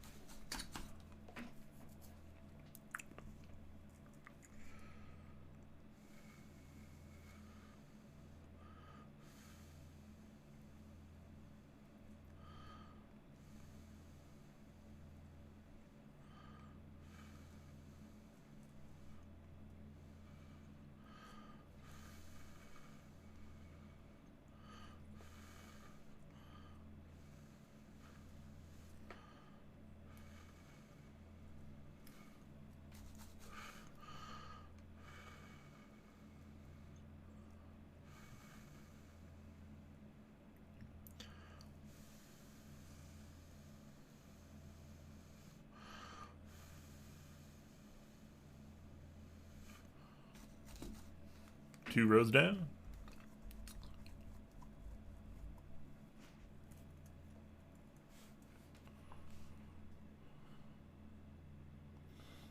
It takes as long as it takes, of course. The real bottleneck is their throughput anyways. Yeah.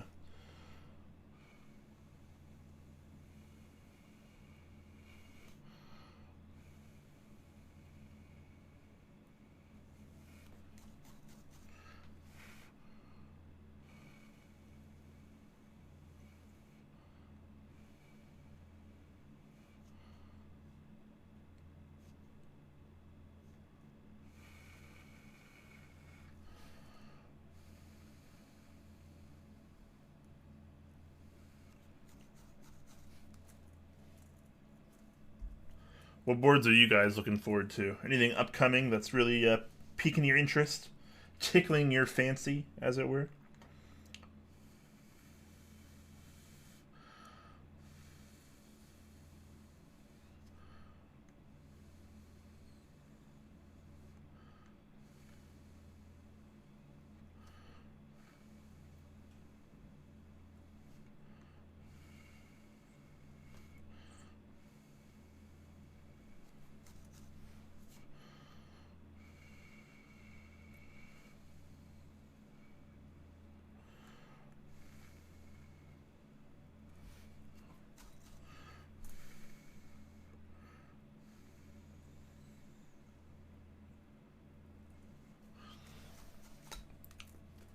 E7 V2. Nice, nice.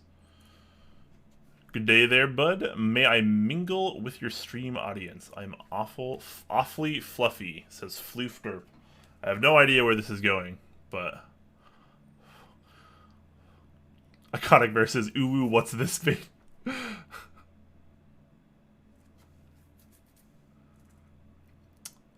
All right, let's not get too crazy here. Iron would be nice. Could be some create demand for it. Do you mean the TKL? That's definitely true.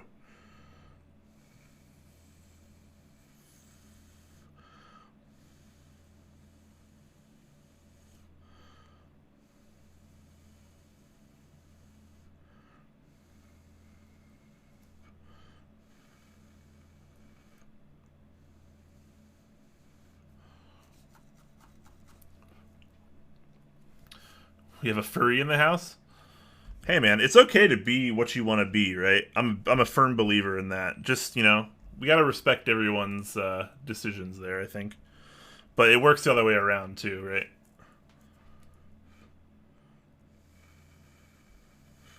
As long as everyone's keeping it tame in chat and no one has to get banned, we're good.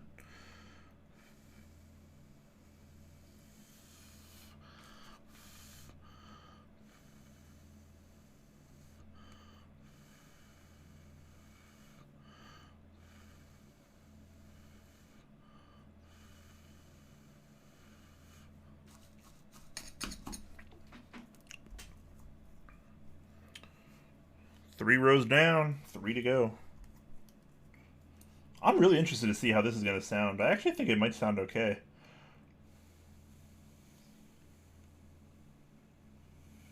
Jay and I both had some reservations about the sound and feel of this board, just based on the design. But who knows? Maybe the cherry switches and the plate foam are the right call here.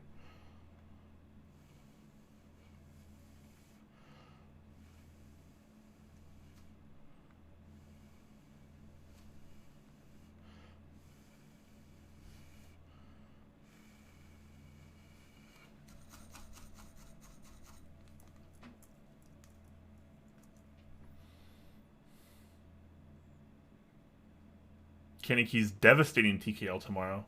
Oh, nice. Okay, is that going to be the? Is it the same design as the rest of the series? I assume. Just the TKL format.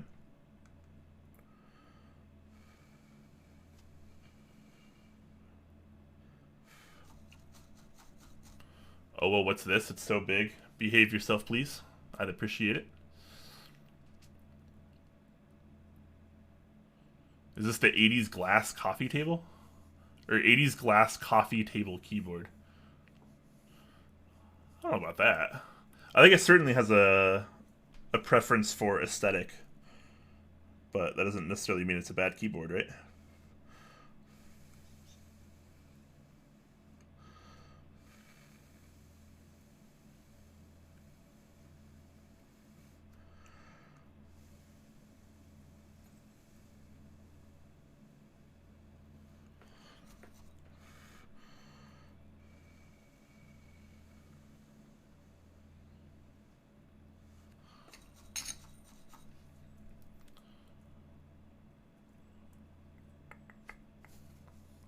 Yeah, so the Brutal lineup, same exact look. I have nothing wrong with that. I had the Brutal for a little bit. It's a fine board for the price. I don't think it's super amazing, but I think it's nice that it's, not expensive. I like when things are not expensive, believe it or not. People give stilt boards crap that they will sound or feel bad, but there have not been many made, and one of them is quite good. Yeah, are you talking about the Weavin'? Because the Weavin' is like the first thing I thought of when I saw the foot design here a little bit. I thought it was maybe a little interesting. Yeah, but the Weavin' has a really interesting sound as well. But I think a lot of that has to play into the kind of ring design of the enclosure as well as the really tight carbon fiber.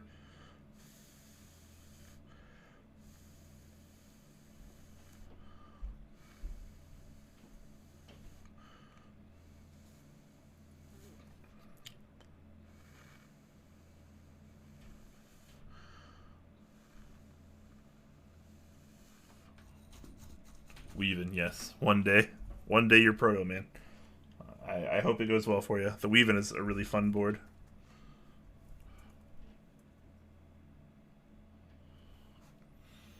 The Aqua looks awesome, but you have the USB cutout.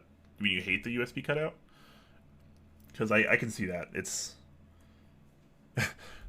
it's very unceremonious, the cutout.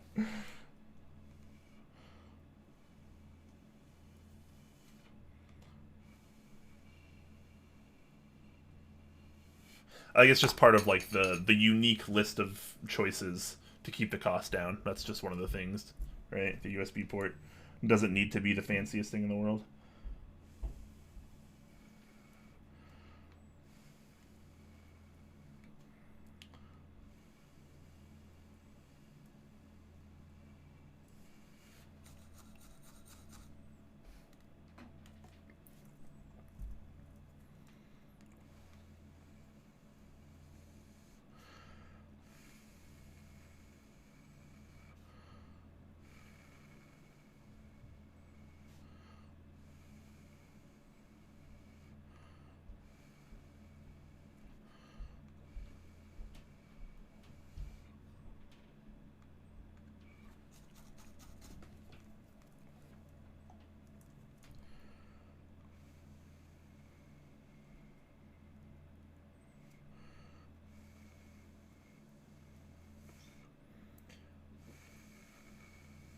We're getting close, boys and girls. We're getting close.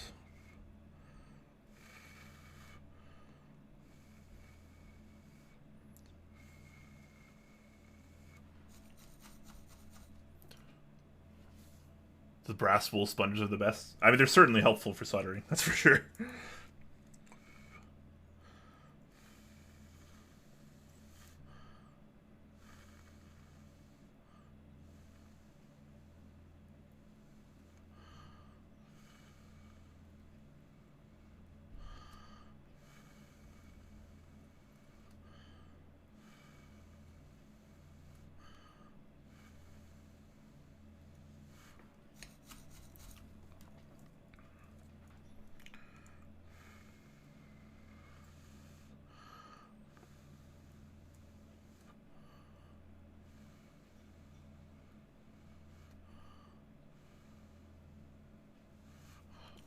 Almost there. Last row.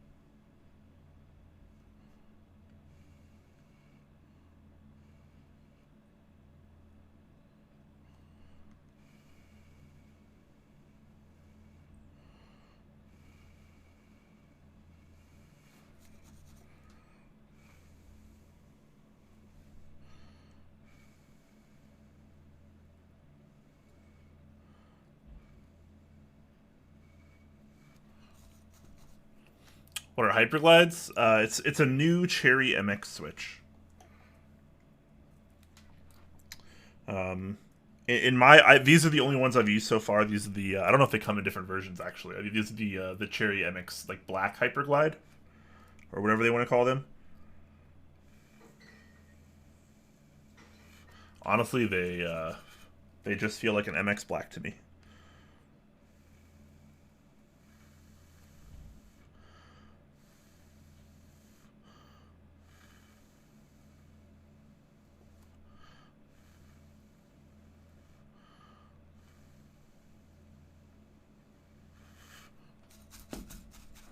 I don't actually know why they call them Hyperglides, to be honest. They don't seem any smoother than normal Cherry MX blacks, honestly.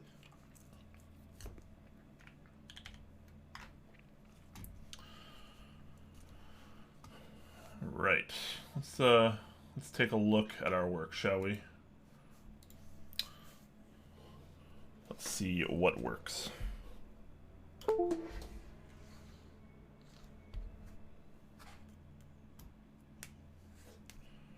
Hopefully all of this. Otherwise, I'll be big sad.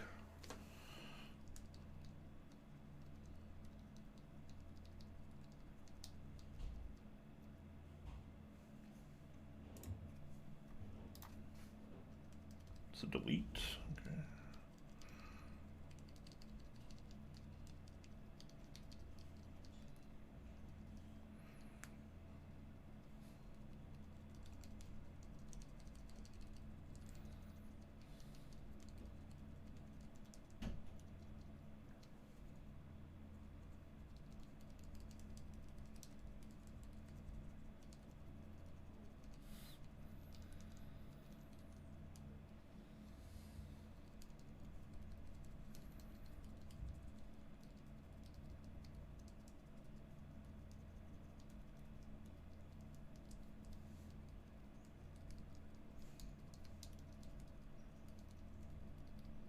Well, look at that. It's like I know what I'm doing. I'm going to turn my soldering iron off since I don't need it anymore. Plug this back in temporarily.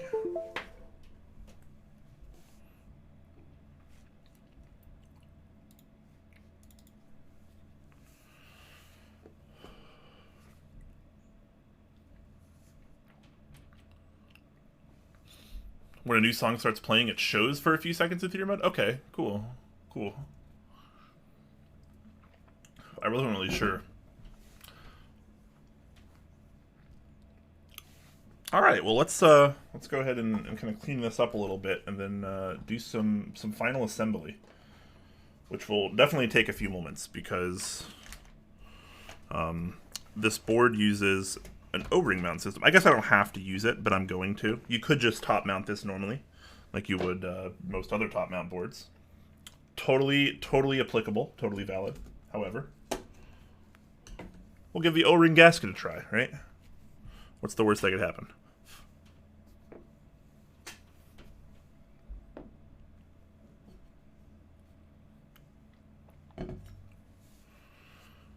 When's the last time you used new cherry switches and thought they were among the best switches available? Sheesh, what year did they first retool MX Blacks? That's the year. The first batch of retooled MX Blacks I thought were really good. And they were the best switch. I think they were the best value switch on the market. Even more so than Gateron, because at the time you could get them from arrow.com. And at times it dropped down to 20 cents a switch, and so people were buying hundreds at a time. So those were awesome. Then they put out, then they basically sold out, and the listing kind of died. And then they did another batch of retooled blacks, which I just called batch 2, and those ones were still pretty good. But they weren't quite as good as batch 1. And then from like batch 3 on, it really started to kind of degrade in terms of quality, because as the molds get used, they get more worn in. They don't produce as smooth, as refined of a product. So that's why the initial batches, I think, were a lot better.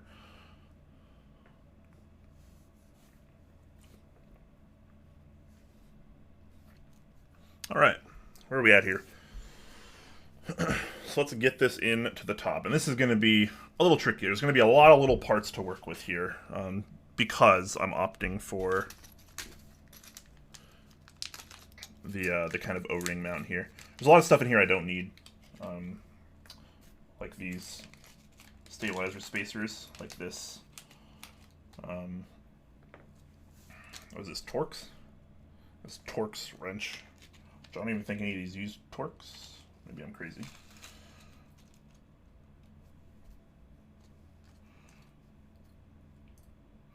Okay, so I don't need any of those. Oh, I see. So some of these are just maybe Torx. I think these are Torx versions of the same screw. I think they wound up with hex though at the end. So I have a lot of these little rubber gaskets that are probably very hard to see on stream. I'm actually going to use tweezers for these because, once again, enormous hands don't really help the cause when you're working with super tiny tools.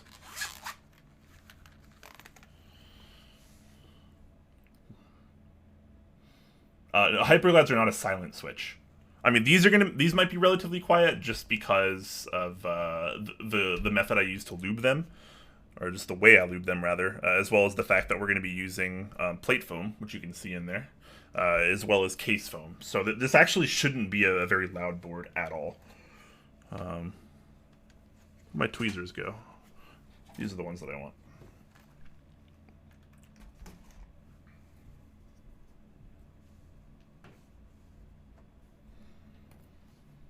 Okay, so I don't need any of these screws. I only need the O-rings and the washers. One of them's trying to get away from me.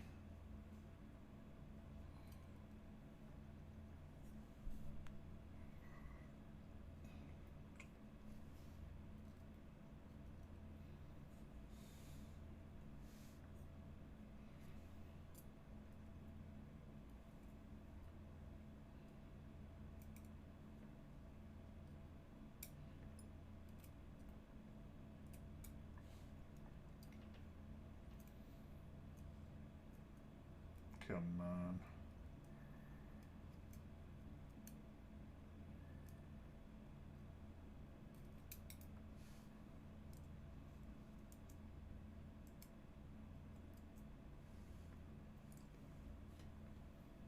I should have separated these before the stream. Sorry, guys.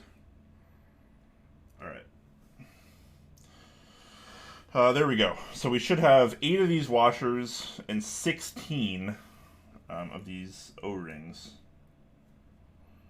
So each screw is going to use a washer and 2 O-rings. That's the intended design here. I'm just going to make sure I have enough here. 1, 2, 3, 4, 5, 6, 7, 8, 9, 10, 11, 12, 13, 14, 15. I have exactly enough. 16. Okay. So I can't lose any of these, and I can't mess anything up. Otherwise, it's going to be a generic top mount, perhaps. Can I make any top mount burger mount? Not always. Yeah, like Nebulin says, there's not always enough room. Sometimes you need different screws.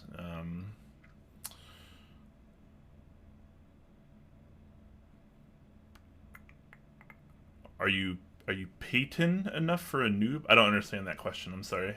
What's a burger mount? Oh, you mean patient? Oh, I'm sorry.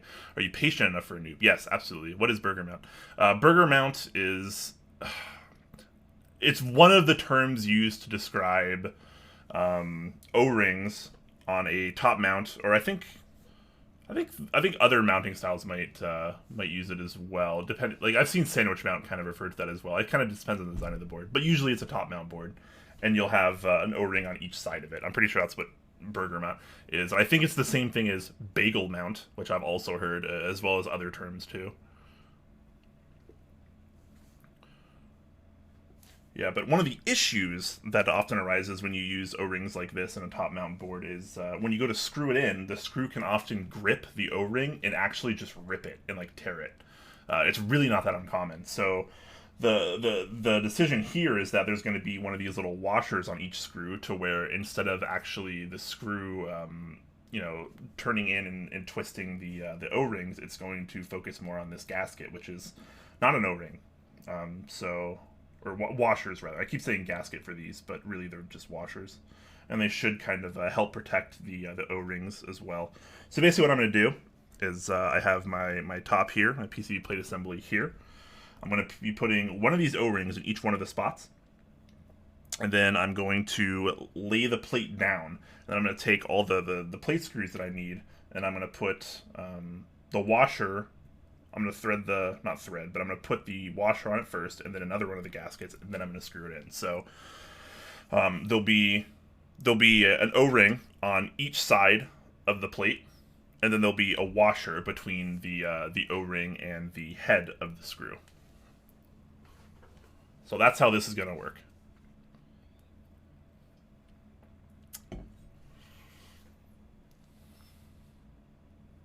Do you lose vegan edge for using burger mount? Asking for a friend. Maybe. No comment yet. No vegan diet, no vegan powers. That's right. Shout out to Scott Pilgrim. Chicken and waffles mount. I'm all ears, man. Let me know how it goes. Hey Stash, what's up, man? Good to see you. Hope you're doing well, my friend. Dang, now I want something to eat. Yo, same. I'll take some food as well. Alright, so we're going to go ahead and find my other tweezers that I also like for this. These angled ones. Here we go.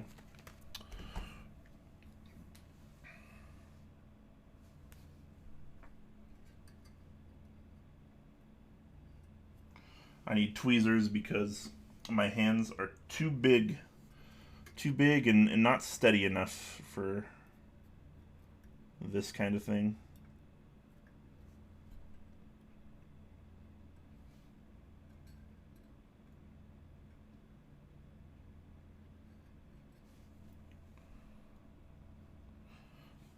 I'm assuming this is the best route to take to actually install these. But I'm going to feel really dumb if there's an easier route. Not that this is necessarily hard, it's more just tedious. Gotta make sure these are in the right spots so when I initially put the screw in I don't absolutely just destroy these. Thankfully there are little kind of cutouts for the O-ring in particular, so it's not terribly hard to do this. Since the board was sort of intended to be used this way, you could say. Sorry once again if my head's in the way. I gotta be able to see this top down.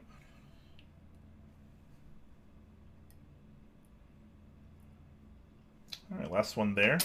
Those actually, those are held in place by the molding pretty well, actually. I'm kind of happy about that. Okay. So now we'll go ahead and drop the plate on as straight as we possibly can.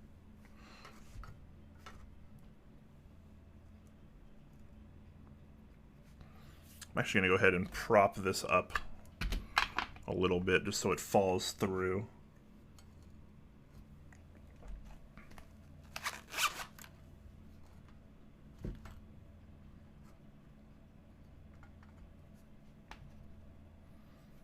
Trying to be kind of careful with this.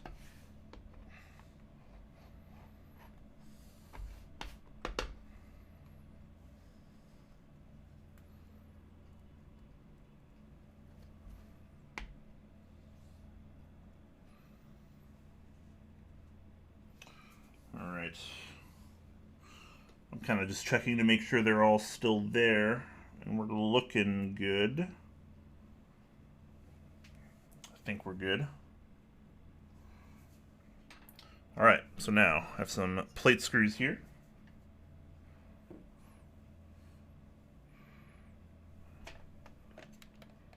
Oh my gosh, I'm gonna need to get in here for my one of my hex. Oh wait, maybe not.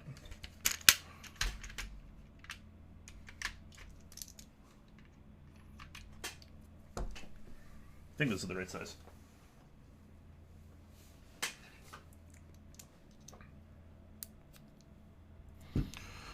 Please be the right size. It is. Okay. So here's what we're going to do. One at a time here. I'm going to put one of these washers on the screw. This is going to be even hard with tweezers. Sheesh.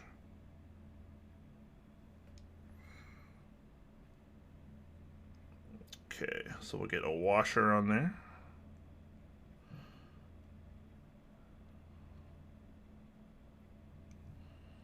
And then we'll get one of these O-rings on here. There we go. And then we put that in. I'm going to do this just barely finger tight, and then I'm going to kind of go through when I'm done with all of them and kind of finishing all the tightening.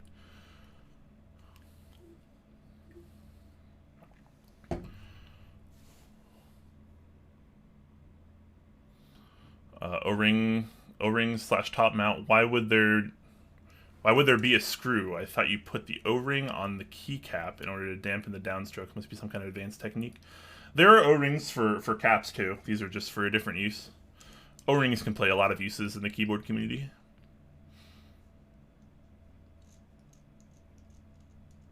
the way the cutout works, you should be able to just drop the O-ring on and it'll sit. Yeah, that's kind of what it looked like. I don't think I lost anything here. Wax on, wax off. Sure, man. Cataclysm saying hello, how are you? I'm doing alright. How are you? How are things going with everyone right now? We're, in theory, almost done with this build once I get all this kind of screwed together here. And we can decide on some keycaps and do a little typing test, shall we?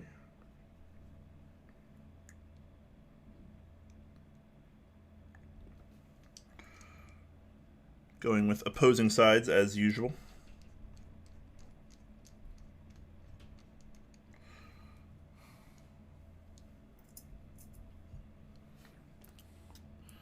You're a bit tipsy. Nice. Nothing wrong with that.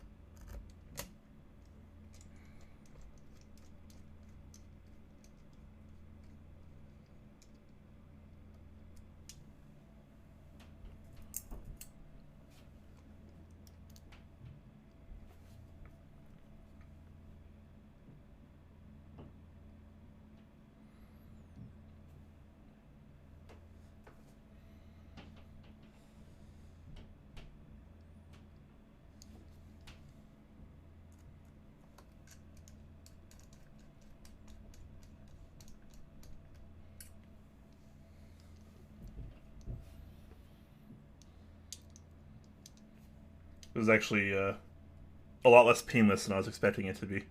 I was expecting this part to be a little bit more obnoxious, if I'm being honest, but this is actually not too bad. This whole board, I feel like, is deceptively not nearly as hard to build as it seems when you first open it up. I got all the corners. Go over here.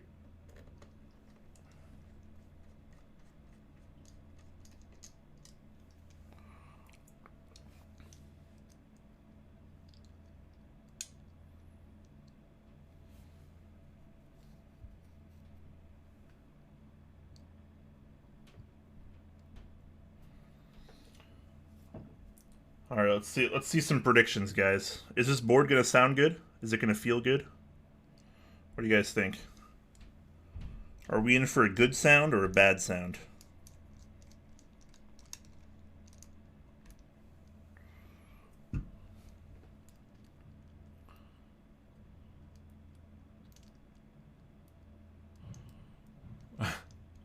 So these O-rings are used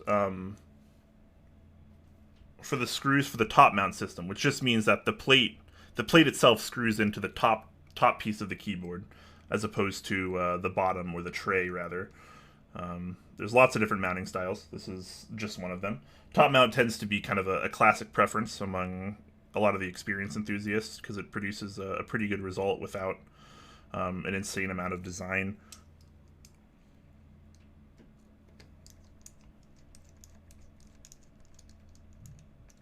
But anyways, these O-rings just kind of give it a little bit more cover from reverberation and potential unwanted noises. Also makes the typing experience just a little bit softer, maybe a little bit bouncier. Not necessarily more flexy, just, you know, more of a soft bottom out.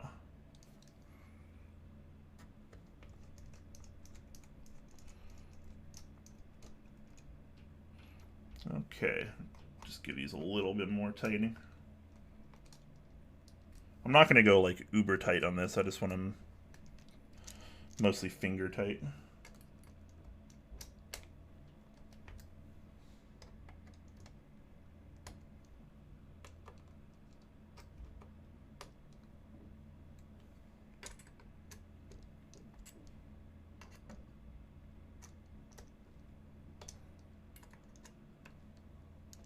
All right, that should be good enough.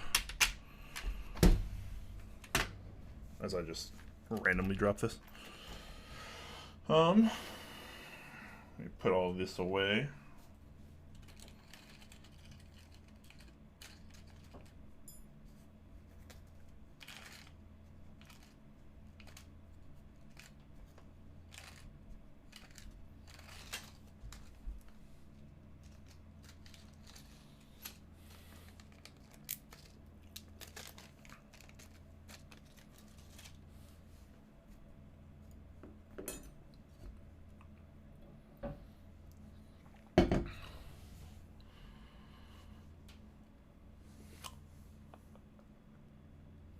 Lube switches always sound great.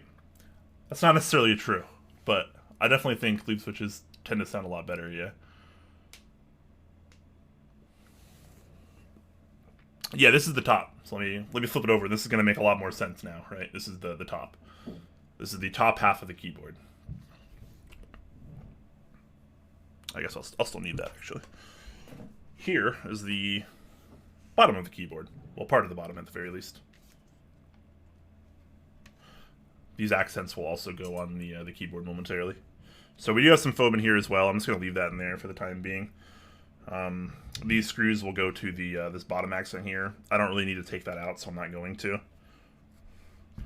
However, I did hear there's kind of a special way to do this a little bit. So some of the screws kind of go in from the outside, but they won't actually fit through the hole unless you put them in like early. So I need to put them in now. All these screws go to this board.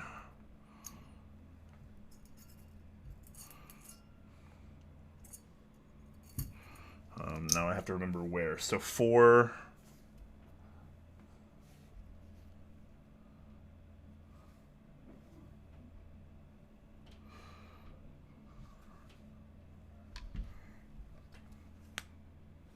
okay. See, I think it's these. The longer ones go towards the back, then there's 2 middle ones, and there's 4 shorter ones. 4 short ones go here. The other ones are for these accents, I'm pretty sure. It's just a matter of like where. Or maybe I'm wrong. Where do those screws go? That's gonna drive me nuts. They go on the bottom, right? Oh, I see it. Yeah. So these 4 screws actually go to the case. They don't actually go to the accents. So what I'm going to do is I'm going to put these in now, somewhat.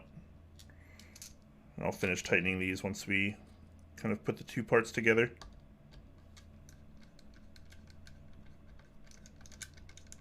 Screw them in partly now. Properly lube switches. There you go. There you go. It's the small ones. Nope. Am I doing something wrong? I feel like I haven't made a mistake yet. But maybe I'm wrong. Obviously, if anyone sees me doing anything wrong, let me know.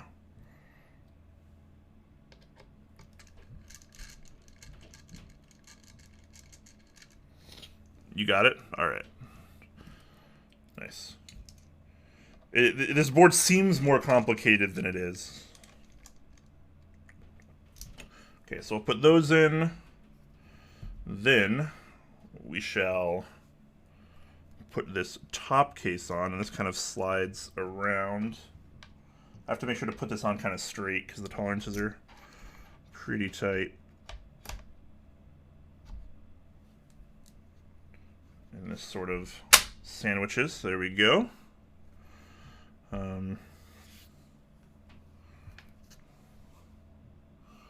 Yes, so all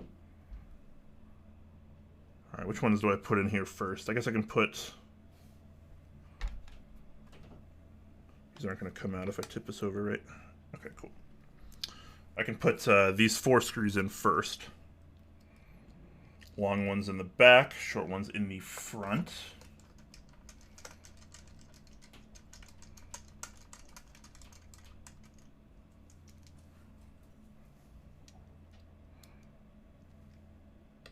I swore I'm a professional, guys.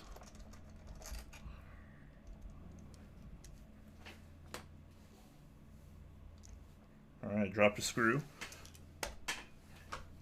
But I found it. Not today, carpet gods. Not today.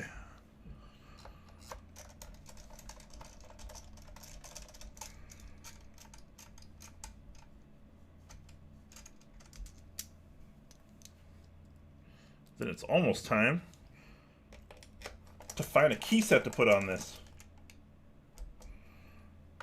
Alright.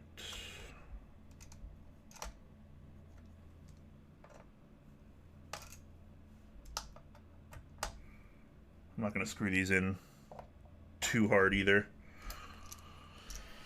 Okay. I'll need to actually unscrew these just a little bit to have clearance for the accent. About that much should do.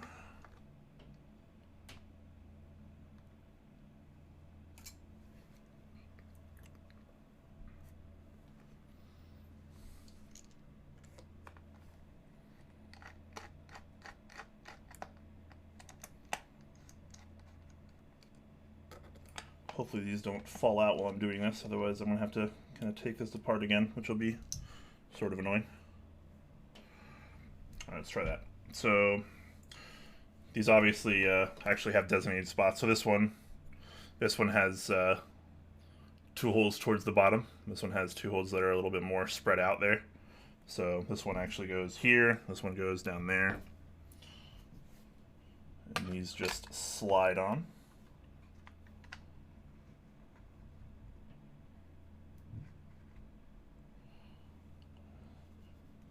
Sort of a tight fit, but that might actually just be because I didn't really unscrew these quite enough.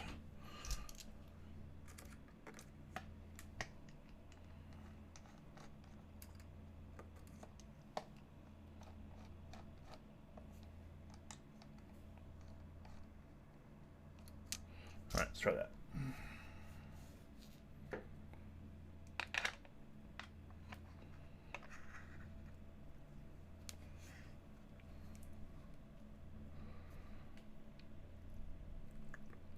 All right, there we go. Let's try that.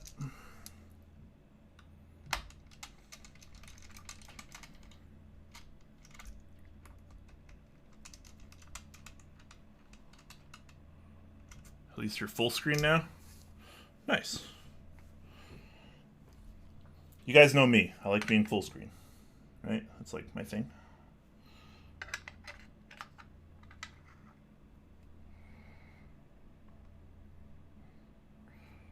Alright, that one looks good.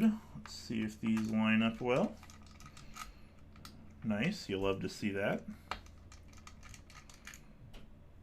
Very nice. Alright. Well, there we go. Let's get some keycaps on it and see how this goes, guys.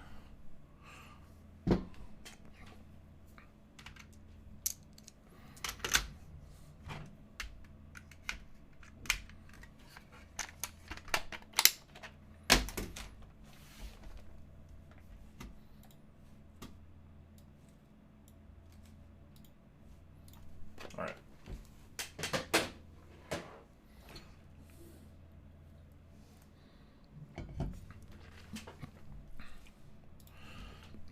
All right, now the real question is, what key set are we going to use here? That's something we're going to have to figure out.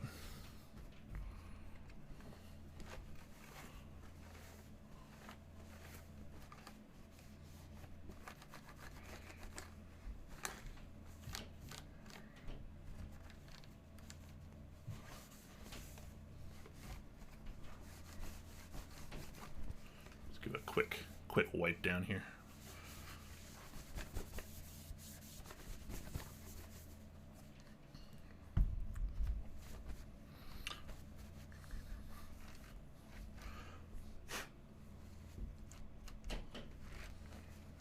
All right, let's check for some keycap choices, shall we? I have no idea what's going to go on this. So let me just throw out some options here. Give me a moment, guys. I'm not leaving. I'm still here. Don't worry.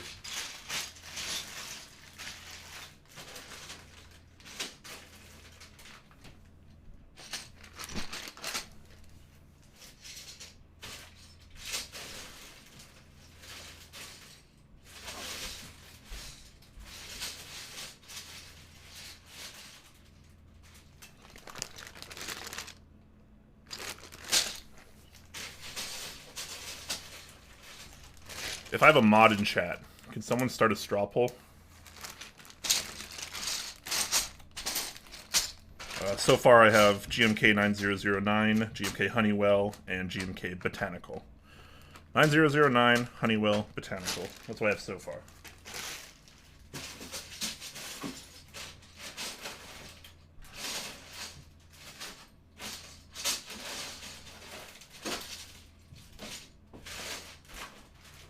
I think most of my other compatible sets are already on boards, but that doesn't mean we can't take something off a board. Right? Let's see, what else could look good on this?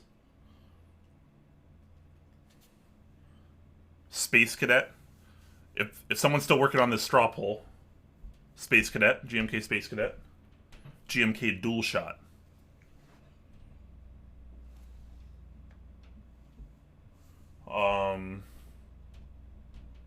Sheesh, I don't know.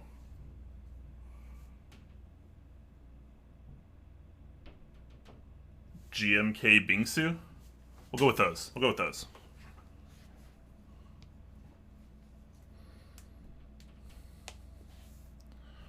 I did say dual shot. Though, honestly, I don't really want to take dual shot off my blue-gray Polaris because I think it looks stellar on there. But yeah. Do I have a mod in chat working on a straw poll? Or should I need to do this myself probably, huh? Straw poll.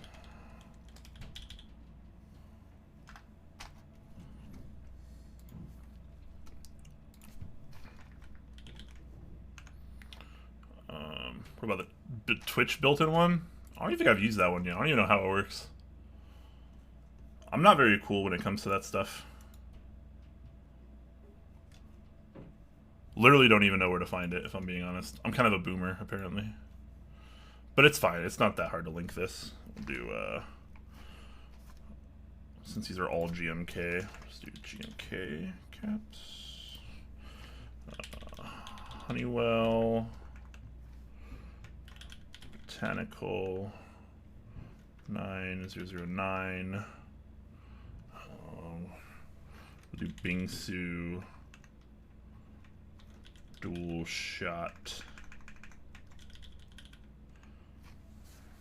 What is that, 5? That's probably good enough. What else did I say? I said Space Cadet. Let's put Space Cadet on there. That's fine. Oh.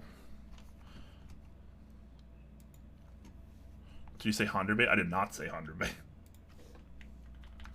All right, guys. Here, I'm gonna put the straw poll in the chat. Oops, wrong thing. There we go. All right, straw poll is going in the chat, guys. Vote on that. Let's see what keycaps I'm using here. I'll give that a few minutes while I'll be hydrated a bit and take a little breather. Hopefully not breaths full of solder fumes. Fatherly Warhead says, so I am seeing these streams often now. What is going on? Not much. I've had more things to build lately, so I've been doing more build streams. You know, I've had some mental issues over the last 6+ months that have kind of held me back from doing a lot of Top Stack stuff, unfortunately. So that's why there's kind of like a decline in content, as well as a shift away from our previous format. I'm kind of looking at things a little differently now, but I mean, I try to do build streams whenever I can, whenever I have stuff to build. It just happens so right now I have a lot of things to build. You know, we're still doing our weekly show every Friday at 1 p.m. Pacific now is our newer time. We had a great show last week, had some key set designers on, some board designers, and we had a great discussion. And then Jay often still does his build streams on Sundays as well. So we're just having a good time, man. We're doing what we want to do and having a good time, and hopefully people enjoy that. Make sure to vote on that straw poll, guys. I'll link it again in a moment for anyone that's just coming in now. He might have said what worder bait. Oh my gosh. GMK Honor would look nice on this, but it ain't out yet. Yeah, you know, it'd be really cool, especially with these stabilizers, since they're also like blue. Not that this really matters, but GMK Masterpiece. I'm really looking forward to that. King Friday the 7th says, if not for streaming, would you ever change keycaps once you put a set on a board? Yeah, absolutely. Absolutely.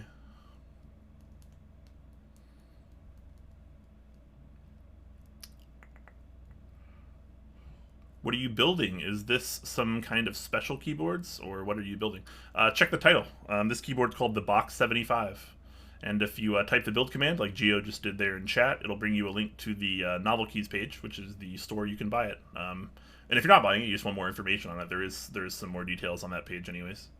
And I'm also here to answer any questions. I don't know everything about the board, but I definitely try to remember some of the stuff about the board at the very least. I did have a talk with a designer a couple days before the stream, and he kind of walked me through some of the stuff as well as the build process. So, yeah, that went pretty well.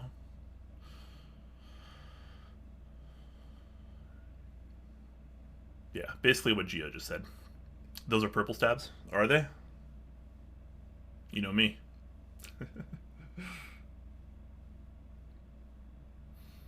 The show is weekly, right? Yeah.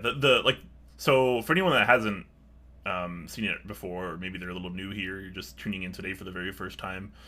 Me and my co-host Jay often do a discussion stream where we'll, either we'll just chat or we'll have a discussion about specific topics. Sometimes we'll have guests on every Friday at 1 p.m. Pacific. You can join the Discord link below, and you'll find lots more information there. So yeah, we do that pretty much every Friday at 1 p.m. Pacific.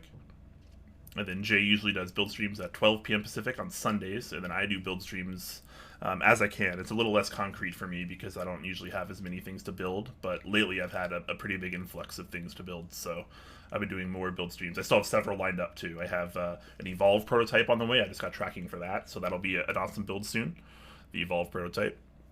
I have a GMMK Pro review unit that Glorious Gaming is sending me, so that'll be an interesting stream to check out as well. I also have a couple personal builds on standby that I haven't gotten to yet. The Heine 1 TKL, which is going to be an amazing board. FR4 plate. I have some Gateron linears. I'm going to lube up for that. I also have the Prophet, which is going to be an awesome build as well. It's a 60%, and I have no idea what switches I'm putting in there, but that'll use a polypropylene plate, which will be a first for me. And then I need to decide on some switches, and I'll lube those up and build that as well. Yeah, you know me. That's right. You know me, Neb. Come on. Out of the two of us, it's clear that I'm the color guy, right? You learned quite a bit from custom keyboard streams? Awesome.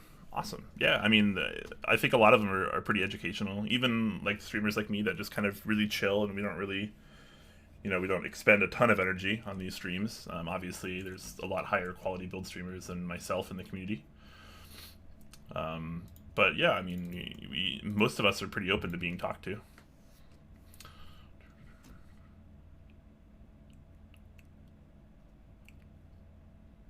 You've turned into a biz, Top Clack? I mean, technically we are a business, but, I mean, we don't really do a ton of business monetarily.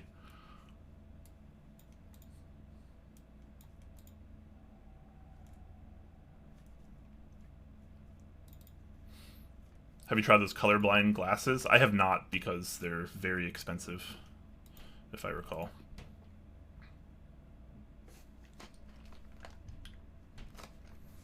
Alright, let's take a look at this poll here. So I'll link this poll again. So again, in just a moment or two, let me give this a couple more minutes, I'm going to decide on which keycaps to put on here. Well, you guys are going to decide which keycaps I'm going to put on here. So vote on that straw poll and decide my keycap destiny here. Let's take a look at the results. Currently, not very many people voting. What's wrong with you guys? Typical. Sheesh. Just vote in the straw poll. Just kidding. You don't have to. Botanical is leading 5 votes to 3 against Honeywell. 2 votes for 9009. Yeah, so Botanical currently leading. But if you want to change that, or if you want to enforce that, vote in the straw poll now.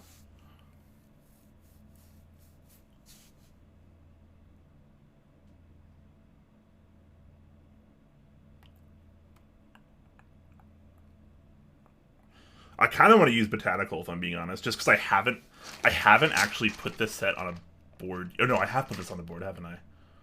I put this on one board, but it wasn't my board, and it was only for a day. It was an ogre I built for a customer not that long ago. But I have yet to put Botanical on one of my boards. So Botanical would be my choice, but I mean, I think there are other good options as well.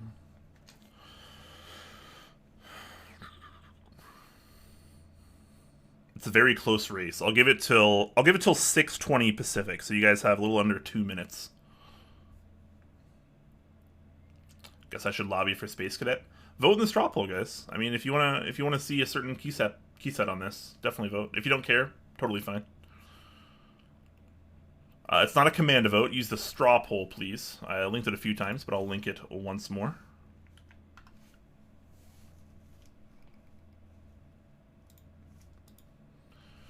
Botanical is clear winner. So clean. It is a really clean set. Everyone involved in that project did a spectacular job. I think it's. I know we talked about it a little bit on our last Friday stream.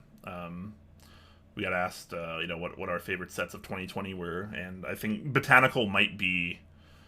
It's definitely one of my top 3 sets of 2020, but it's quite possibly my favorite set of 2020 as well.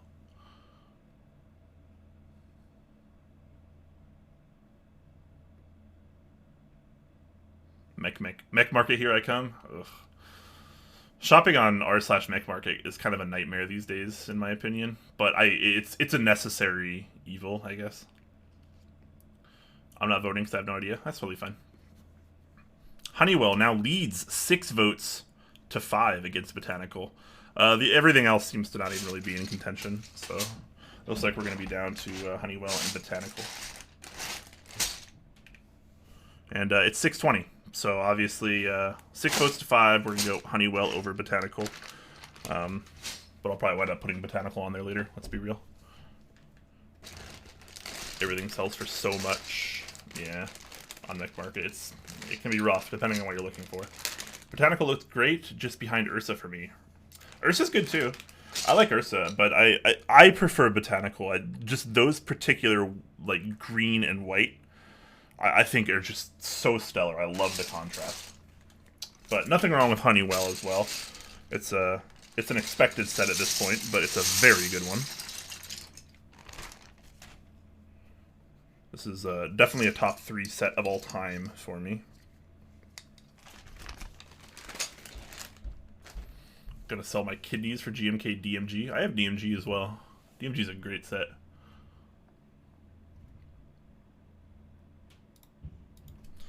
All right. Flip spacebar because I'm a G. We'll decide on accents later. Not really sure yet.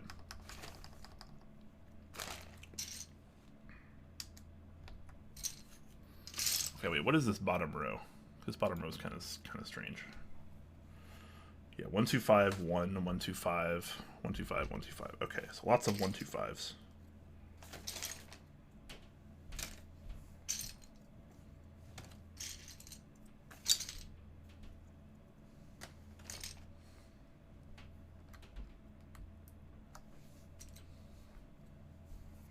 I don't need any 1.5s, do I? I do not. Okay. I'm going to set this backspace aside, but the cool thing about this version of GMK Honeywell is it also has a 1.5 delete, which might seem like a really small thing, but I actually vastly prefer the look of the 1.5 delete over the 2-lined 1.5 backspace.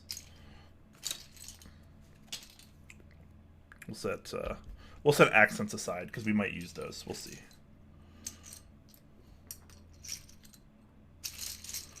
Not sure about the accents yet. So I'm a little slow at putting on keycaps, so I apologize in advance. I've only done this what feels like millions of times, and I'm still not very fast at it. 1 2 3 4 5 6 7.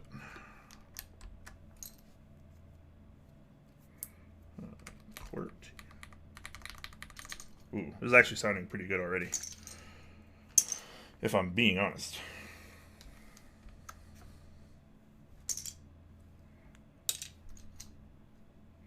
What am I using over here? What is this? Page up, page down, home end, or something like that? I don't know what the cool kids do these days, so I'll just set aside some caps for that, and we'll see what happens.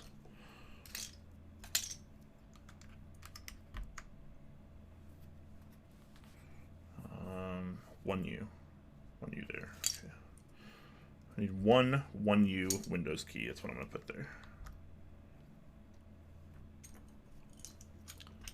Your DMG set is getting nice and shiny. Nice, Jeff. Nice.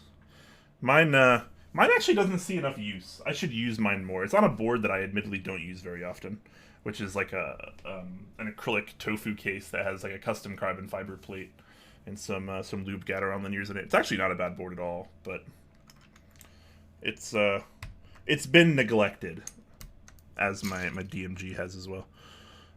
Put arrow keys aside as well. Not sure if we're going to go for the accent arrows or not. That's an ISO key.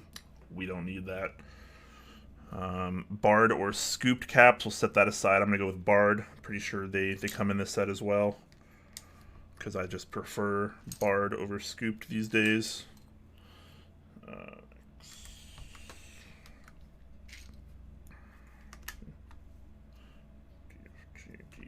DFG. FN, might put that somewhere. We'll see.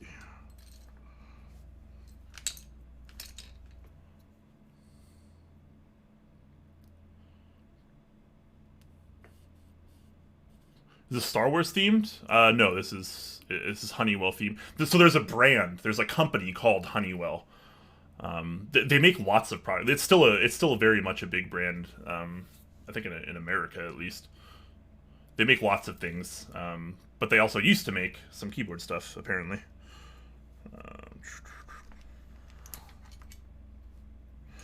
Oh, I actually need F keys. I'm so used to not needing F keys. 1, 2, 3, 4, 5, 6, 7, 8, 9, 10.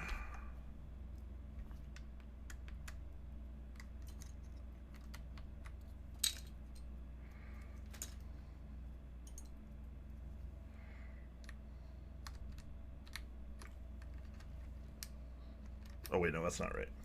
I think this goes... I know how to keyboard, I think.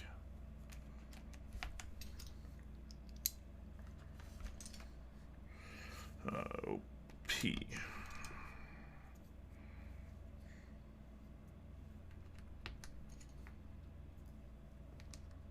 Honeywell's a classic though, like, come on, this just always looks good. There's no denying that Honeywell is, in my opinion at least, one of the best sets / colorways we have and ever have had. F8, 8, F5.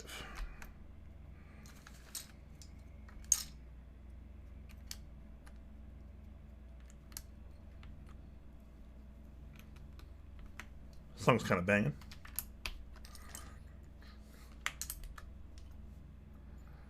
Yes. Barred keys. Pause. I might need that. Sheesh. I build so few boards with this many keys. I often forget what's actually used. Do I not have... Wait. Isn't there supposed to be an accent red escape? Am I missing a key? Not that I need to use it, but...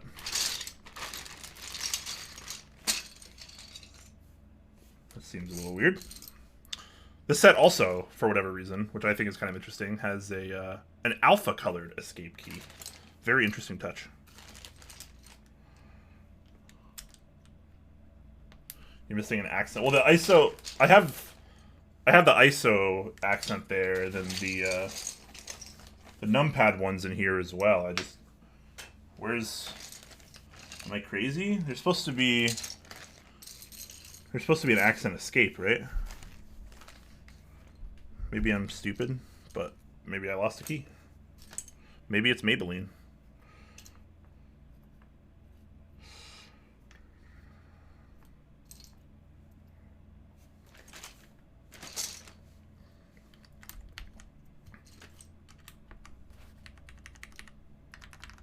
Oh, man. This board's going to sound good, guys. I think this board's going to sound pretty good. I'm kind of looking forward to this, actually. We'll just put all that stuff over there and we'll figure out what to put on the side later.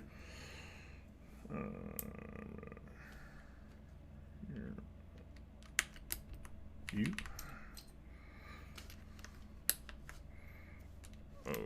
P12.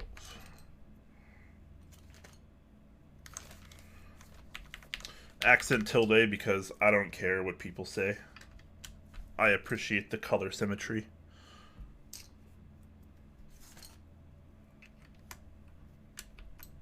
I almost wonder if I should have used normal backspace instead of split. Nothing against split, but I wonder what would have looked better on here, honestly. What do you guys think? Did I make the right choice?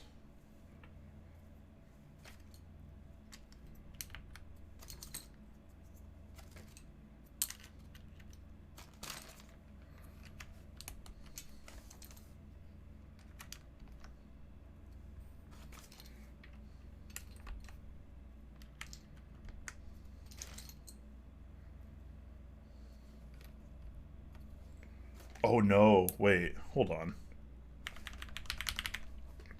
I'm dumb. Okay, so obviously this would be tilde in a normal split backspace board. But this actually has a dedicated spot for tilde because it's a 75%. So I'm going to have to put something else there. But that's okay.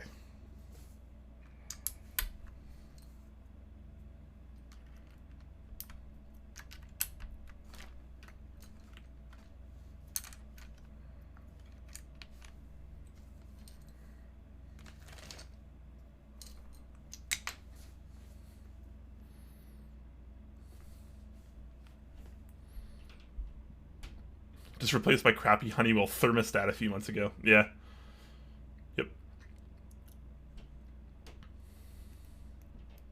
Split for the win. This is the way. You guys are liking the split? Alright, alright. Glad you did split because I'm thinking of doing it on the box and would love to see it. Fair enough. If there's no F-row, always split backspace. Fair enough. There is an F-row, though. But I still chose to split backspace. Should I do 2 tilt? No, that'd be stupid. I'll put something else there.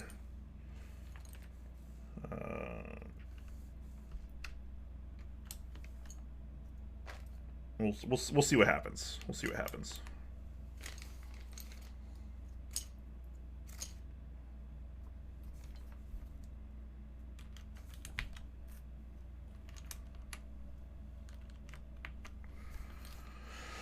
Alright, where's my other F keys? I might have accidentally thrown them in here, to be honest.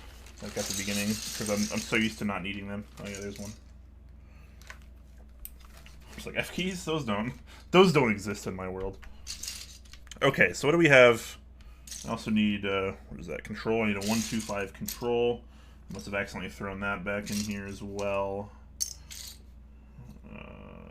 I'm finding all the 1.25s that are not control, because that's just how my life works. Also code. Code, menu, Windows, where... Am I crazy?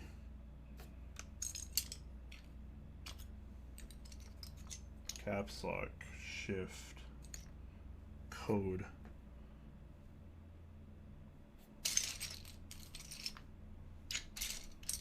Am I missing other keys of the set?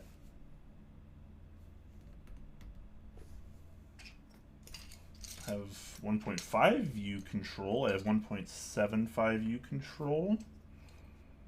Oh my gosh, I'm going crazy over here, guys.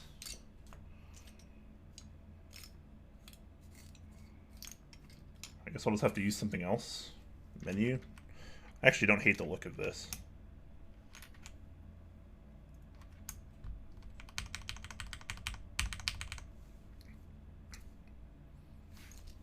I'm just so confused.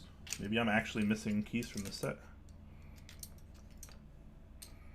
Which is what we in the business call a feels bad man. Yeah, I'm just actually missing them. Right? Oh, wait. Yes! I'm just blind. And or stupid.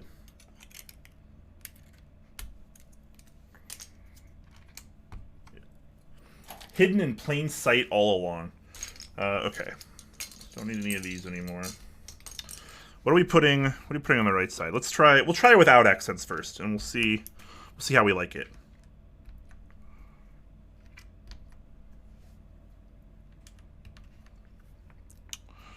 Okay, what do I put over here? What is this? This is Jeez, this is delete. I think this is an F13, but since I don't have an F13 cap, and I think on the layer, it's actually a print screen, at least on the original layer. What else am I doing? Home, page up, page down, end. So we'll do like home, row 2, page up. There we go. Row 3, page down. That looks right. And then we'll do a row 4 end. Do we have that? Yes, row 4 end. Bam. So what are we going to put right here? That's the real question.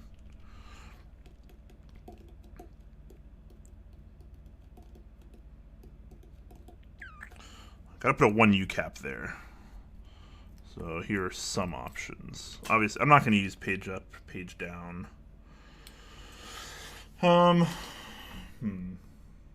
Maybe I'll go with something like really neutral, like that. I dug myself into a pickle here by doing split backspace, because now I have 2 dedicated spots for tilde.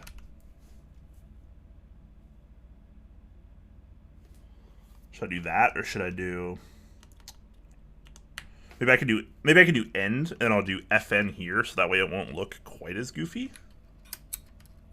What do you guys think?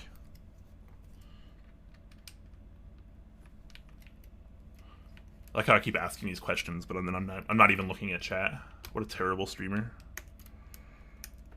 Absolutely the worst. Okay, how about that? Is that the worst thing ever? What do you guys think? I'm a little embarrassed. I should have done this normal backspace. I mean, functionally, it's still going to be great, and I actually prefer using split backspace, but I think aesthetically, normal backspace is the right call here. Delete works. 1 row delete. I could do run row delete, but then I have delete and then delete and then delete. Do I really want a minimum of 3 deletes on this board? I guess I could change this to something else. And then maybe use the actual backspace cap. Use backspace cap and put delete. Yeah, I could. But man, this backspace just doesn't look good though, right? Like, the separated backspace, I feel like is kind of it's just not as good.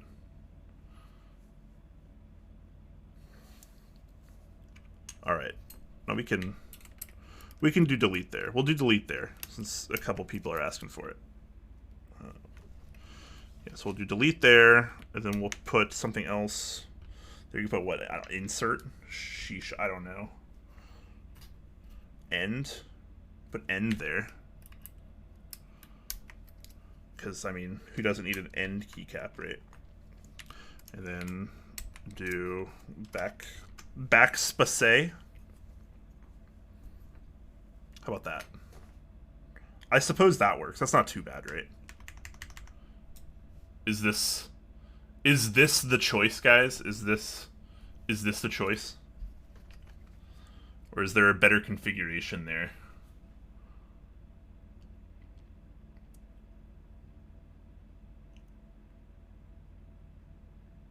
Looks fancy, isn't it? Yeah. I mean, it's a pretty fancy board, honestly.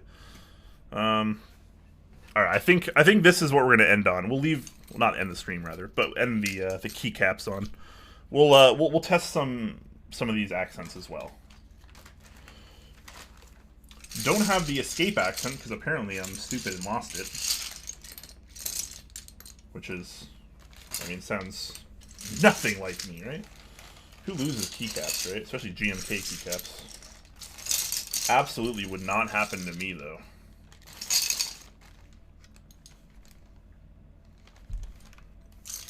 I hope that cap's still somewhere, like, among my big box of caps.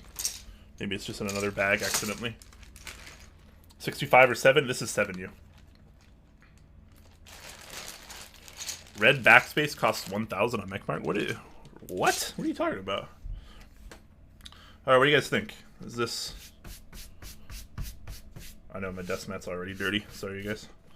I need to get some new ones. Is this the play, or are we going to use some accents? What do you guys think? Accents or no? Type Type 1 for no accents, 2 for accents.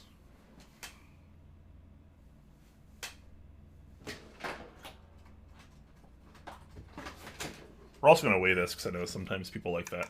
And also this keyboard is probably a little heavy, or a little lighter than some people think.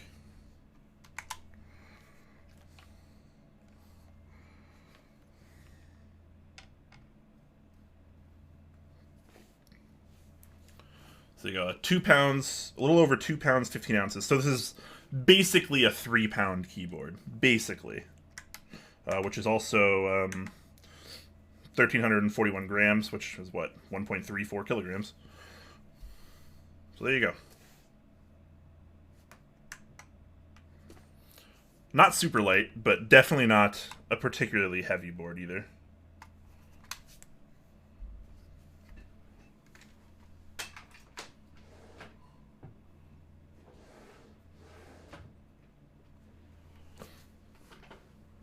No accents, you don't have escape. That's probably true. Fancier without accents? Fair enough. I tend to be a no accent kind of guy, honestly.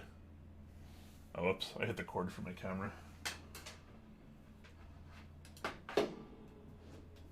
Sorry about the wiggling, guys. That'll stop in a moment. Wait, what did I say? 1 for no accents, 2 for accents? Literally everyone hit 1. Nobody... Alright, we're not using accents, apparently. Nobody wants accents.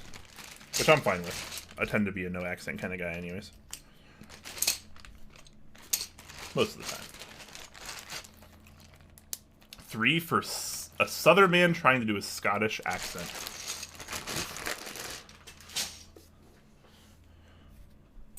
Alright, let's plug it in and take it for a test drive, shall we? Get my lovely E-Ultra Hot Fiel out of here. Yes, that color really is this vibrant in person, too. It really is. With GMK Cafe, love this board.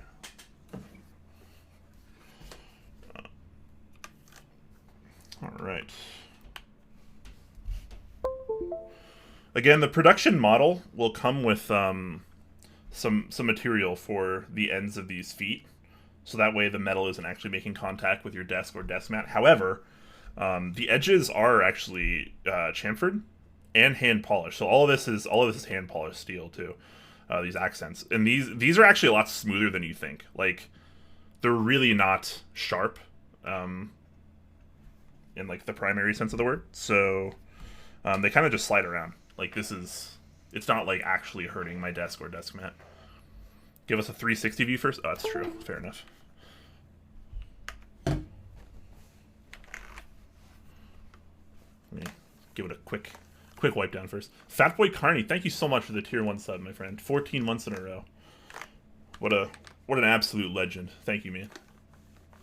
Already has accents. That's true.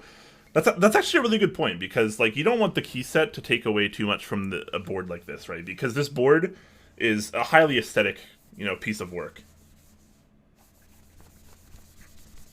It's all about the looks, and you want to make sure that you're showing off the board and the accents as it is, not necessarily just overcoming it with a super awesome key set, for example.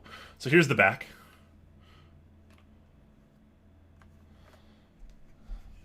There's your kind of side profile look, as it were, from the back.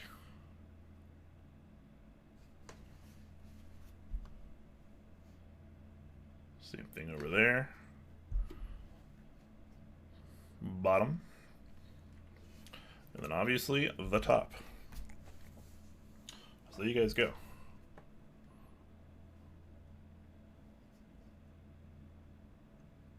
Not too bad. And again, about 3 pounds, which I think is a pretty appropriate weight for a keyboard. I think, thankfully gone are the days where people believe that heavier keyboards equal better or more premium keyboards, which, as we intellects know, is not the case. It's absolutely not the truth. It can be, don't get me wrong, but it's not the truth. So I think around 3 pounds is pretty good. Especially for someone like me that moves their keyboard a lot. So like, I'll usually tilt it to game like this. Some people just kind of leave it in one spot. I'd appreciate the bump-ons, or whatever they're calling them, just for the sake of not having this slide around quite as easy, but definitely doesn't bother me too much. Let me bust out key tester here.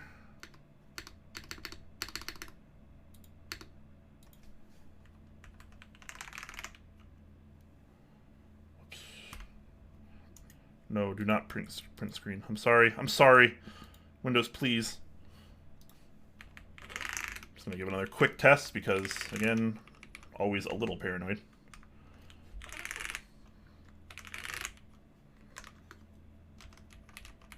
All right. Everything registering still. You'll love to see it.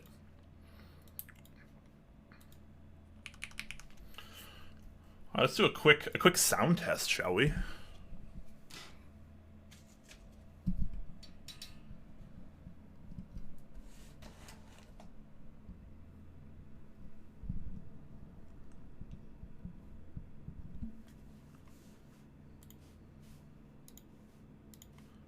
Pause the music.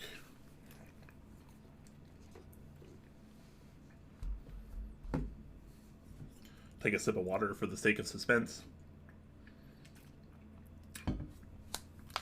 Think about who we're going to raid after this. And then typing test. All right. All right, let's listen to this bad boy, because I think this is going to actually sound pretty decent. All right.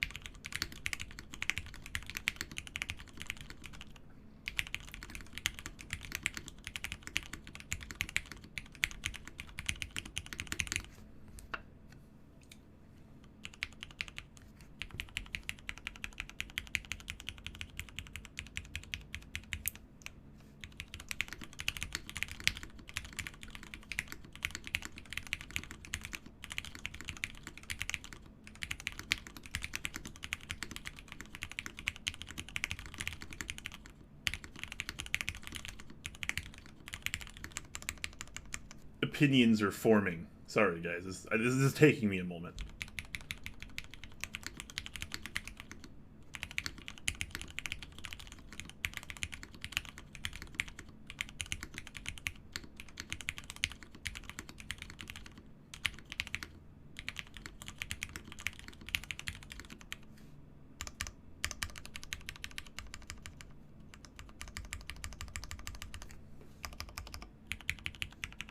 I actually think it sounds pretty decent.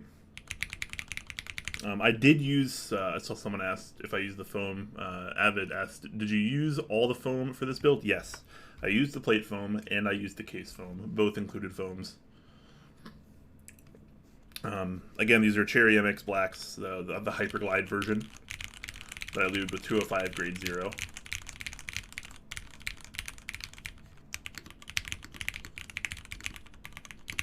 I think it sounds actually pretty good. I think the spacebar could be a little deeper. There's like a little, like hollowness from the spacebar. Not like a ton, but it's definitely noticeable. Maybe I actually should have lubed the spacebar switch differently. I should have lubed the bottom of the pole of the spacebar switch. I think that actually would have improved it a bit. But overall, This actually sounds better than I was expecting it to be honest. It sounds like a top mount, you know, aluminum plate Cherry MX blackboard with foam. Maybe not quite as nice as some other like super elegant like legendary boards in the community, like a lot of the Key Cult stuff, but I would say this sounds pretty decent.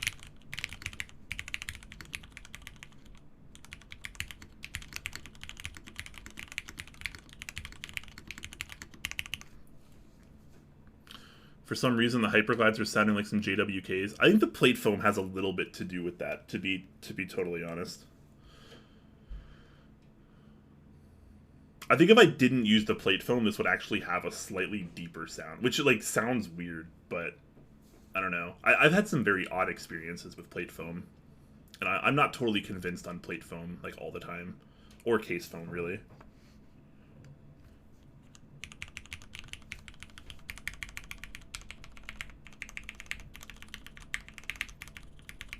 I think the foam tends to make it a lot more about the switch and less about the board, which is like good or bad depending on, you know, how you value your things in keyboards.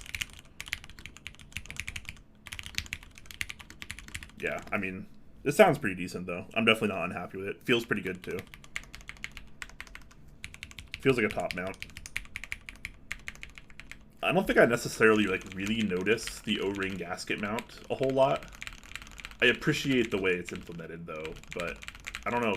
I feel like it wouldn't make it a big difference. Like if I just did a normal top mount here and took off the O-rings, I don't know if I'd notice much difference.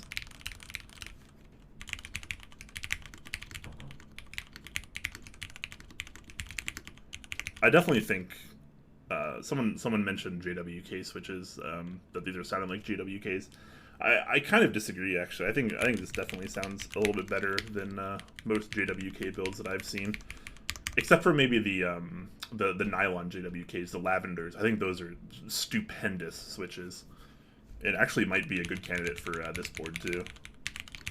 I just wanted something like MX Blacks because I wanted something that was a really good reference point, something I was really familiar with, so I could kind of experience the board, as it were, without having to like learn about a new switch, if that makes sense. Feel free to ask questions though before I head out. We gotta find someone to raid here soon as well. Oh, the switch is filmed. They are not. Guido5731, thank you so much for the Prime. That's very kind of you. Appreciate all you guys that use your Amazon Prime benefit on this channel. Yeah, actually, I think this sounds pretty good. I am definitely not unhappy with the feel or sound of this. I wouldn't say it's like the best thing ever either. It's definitely not the best board I've ever used, but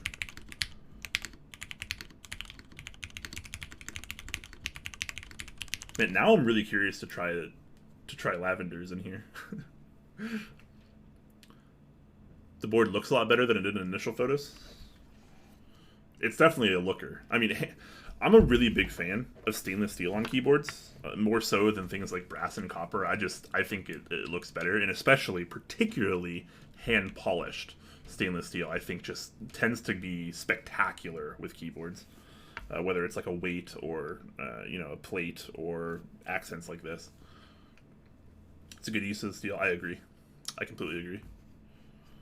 So yeah, this is pretty good.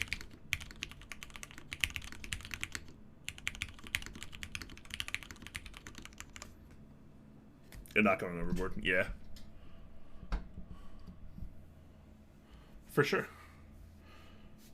So what do you guys think? You guys like the way it looks? Like the way it sounds? Obviously you can't feel it, but I mean, trust I did at least an okay job lubing these switches, so they actually feel pretty smooth.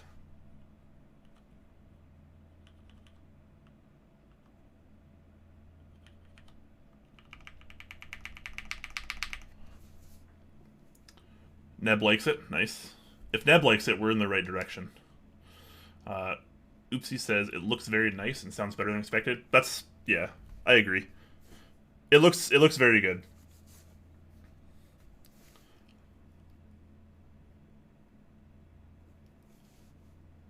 always a good job with the build per usual. Thank you very much, man.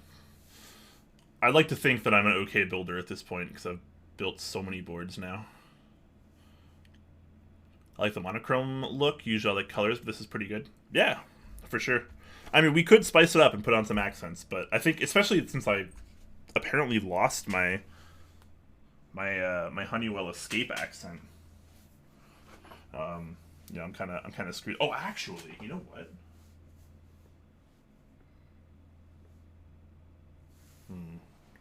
I think I know where it might be, but I have to dig for it. Is the sound test over? Do you want to hear it? I can do a quick typing sesh on it again. Let me pause the music again real quick.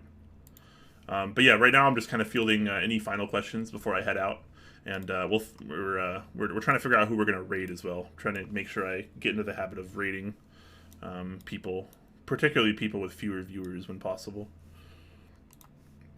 Okay.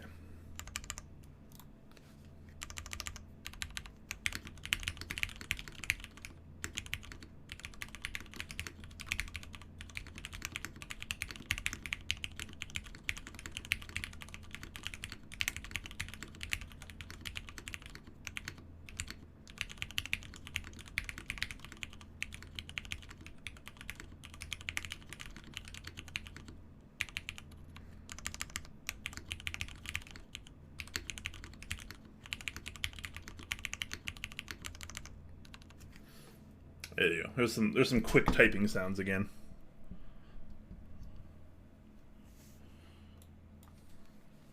Yeah, it sounds pretty good. I'm not going to say it sounds spectacular in this configuration. I'd probably give it a solid 7 out of 10. But I think I could make some personal tweaks to bring it up to maybe like an 8 out of 10. Which would involve potentially taking 1 or 2 of the foam pieces out. As well as touching up maybe some spacebar switch lube. And I don't know. I'm trying to think of what else I would do. I would definitely think lavenders would make this board sound a lot more lively, just because I've been really liking the lavender switches lately. I don't have a wrist rest command. Sorry, this is a hand painted and finished wrist rest from a group buy that was on Keycap years ago. By Romeo, but you know they do lots of rounds of hand painted wrist rests, and this was from years ago. Each round has different designs, so it's pretty unique and limited. I don't know how many of these there are, but this is amazing. This is based on Chi, the character Chi from the anime, which I think is just called Chi's like Sweet Home or something like that. But yes, any final questions before we decide on who we're rating here? I need to change this layout in VIA a little bit as well, actually. Set a couple of these things. Split backspace.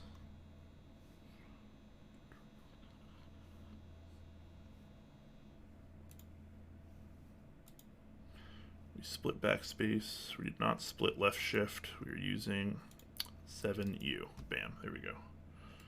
Key map.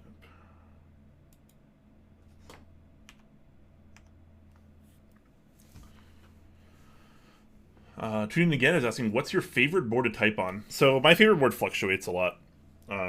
Just because I like variety, man. I'm not one of those people that would just like have an end game one board to rule them all. I think that's boring to me. My favorite board right now has been the Tinned.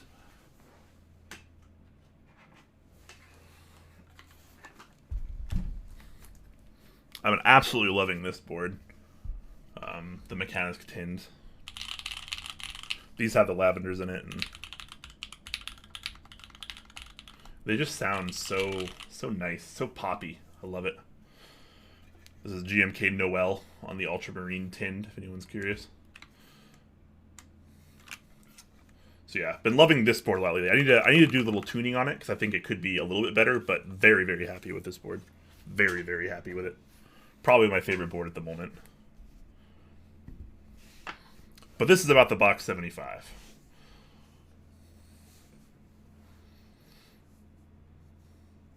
Your tin has not left your desk since you got it? Yeah, same. Same. I mean, I took it off yesterday. Sorry, took it off yesterday to use my Fiel a little bit. Wanted to give my Fiel some love, which I really enjoy the Fiel. Aluminum plate, lubed creams. Sounds nice. All right, guys. Any final questions before we find someone to raid here? Who's on right now? I should probably look.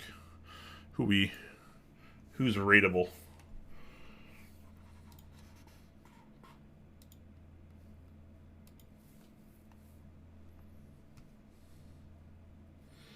Tiny's live. Stay Chroma's live. I am me. You are you is live.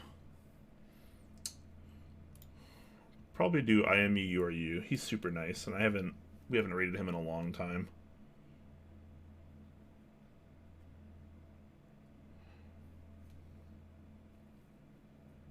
There's a lot of keyboard streamers on right now. Holy crap! My gosh. Yeah, we'll do I am me. You are you. We try to rotate who we raid, so we try to raid, like, even the people we don't know, we often raid. But we'll do I am me, you are you this time. All right, I'm not seeing any questions, so I'm assuming everyone's good. I mean, you can feel free to join the Discord link below. If you have any questions, you can ask me there, or PM me directly, and I'll try my best to answer.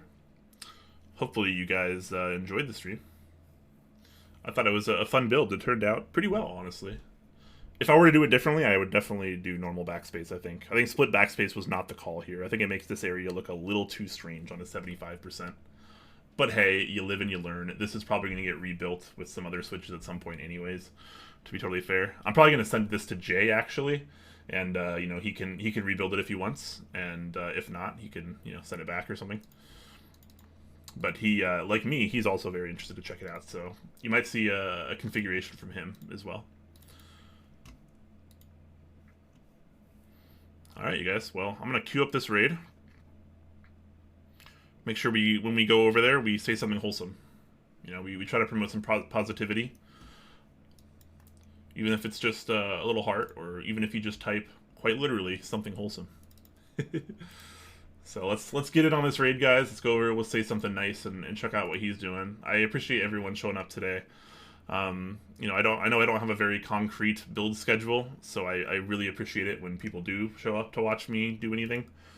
So thank you guys very much. You know, I hope you have a fantastic rest of your day, and let's raid, guys. Until next time.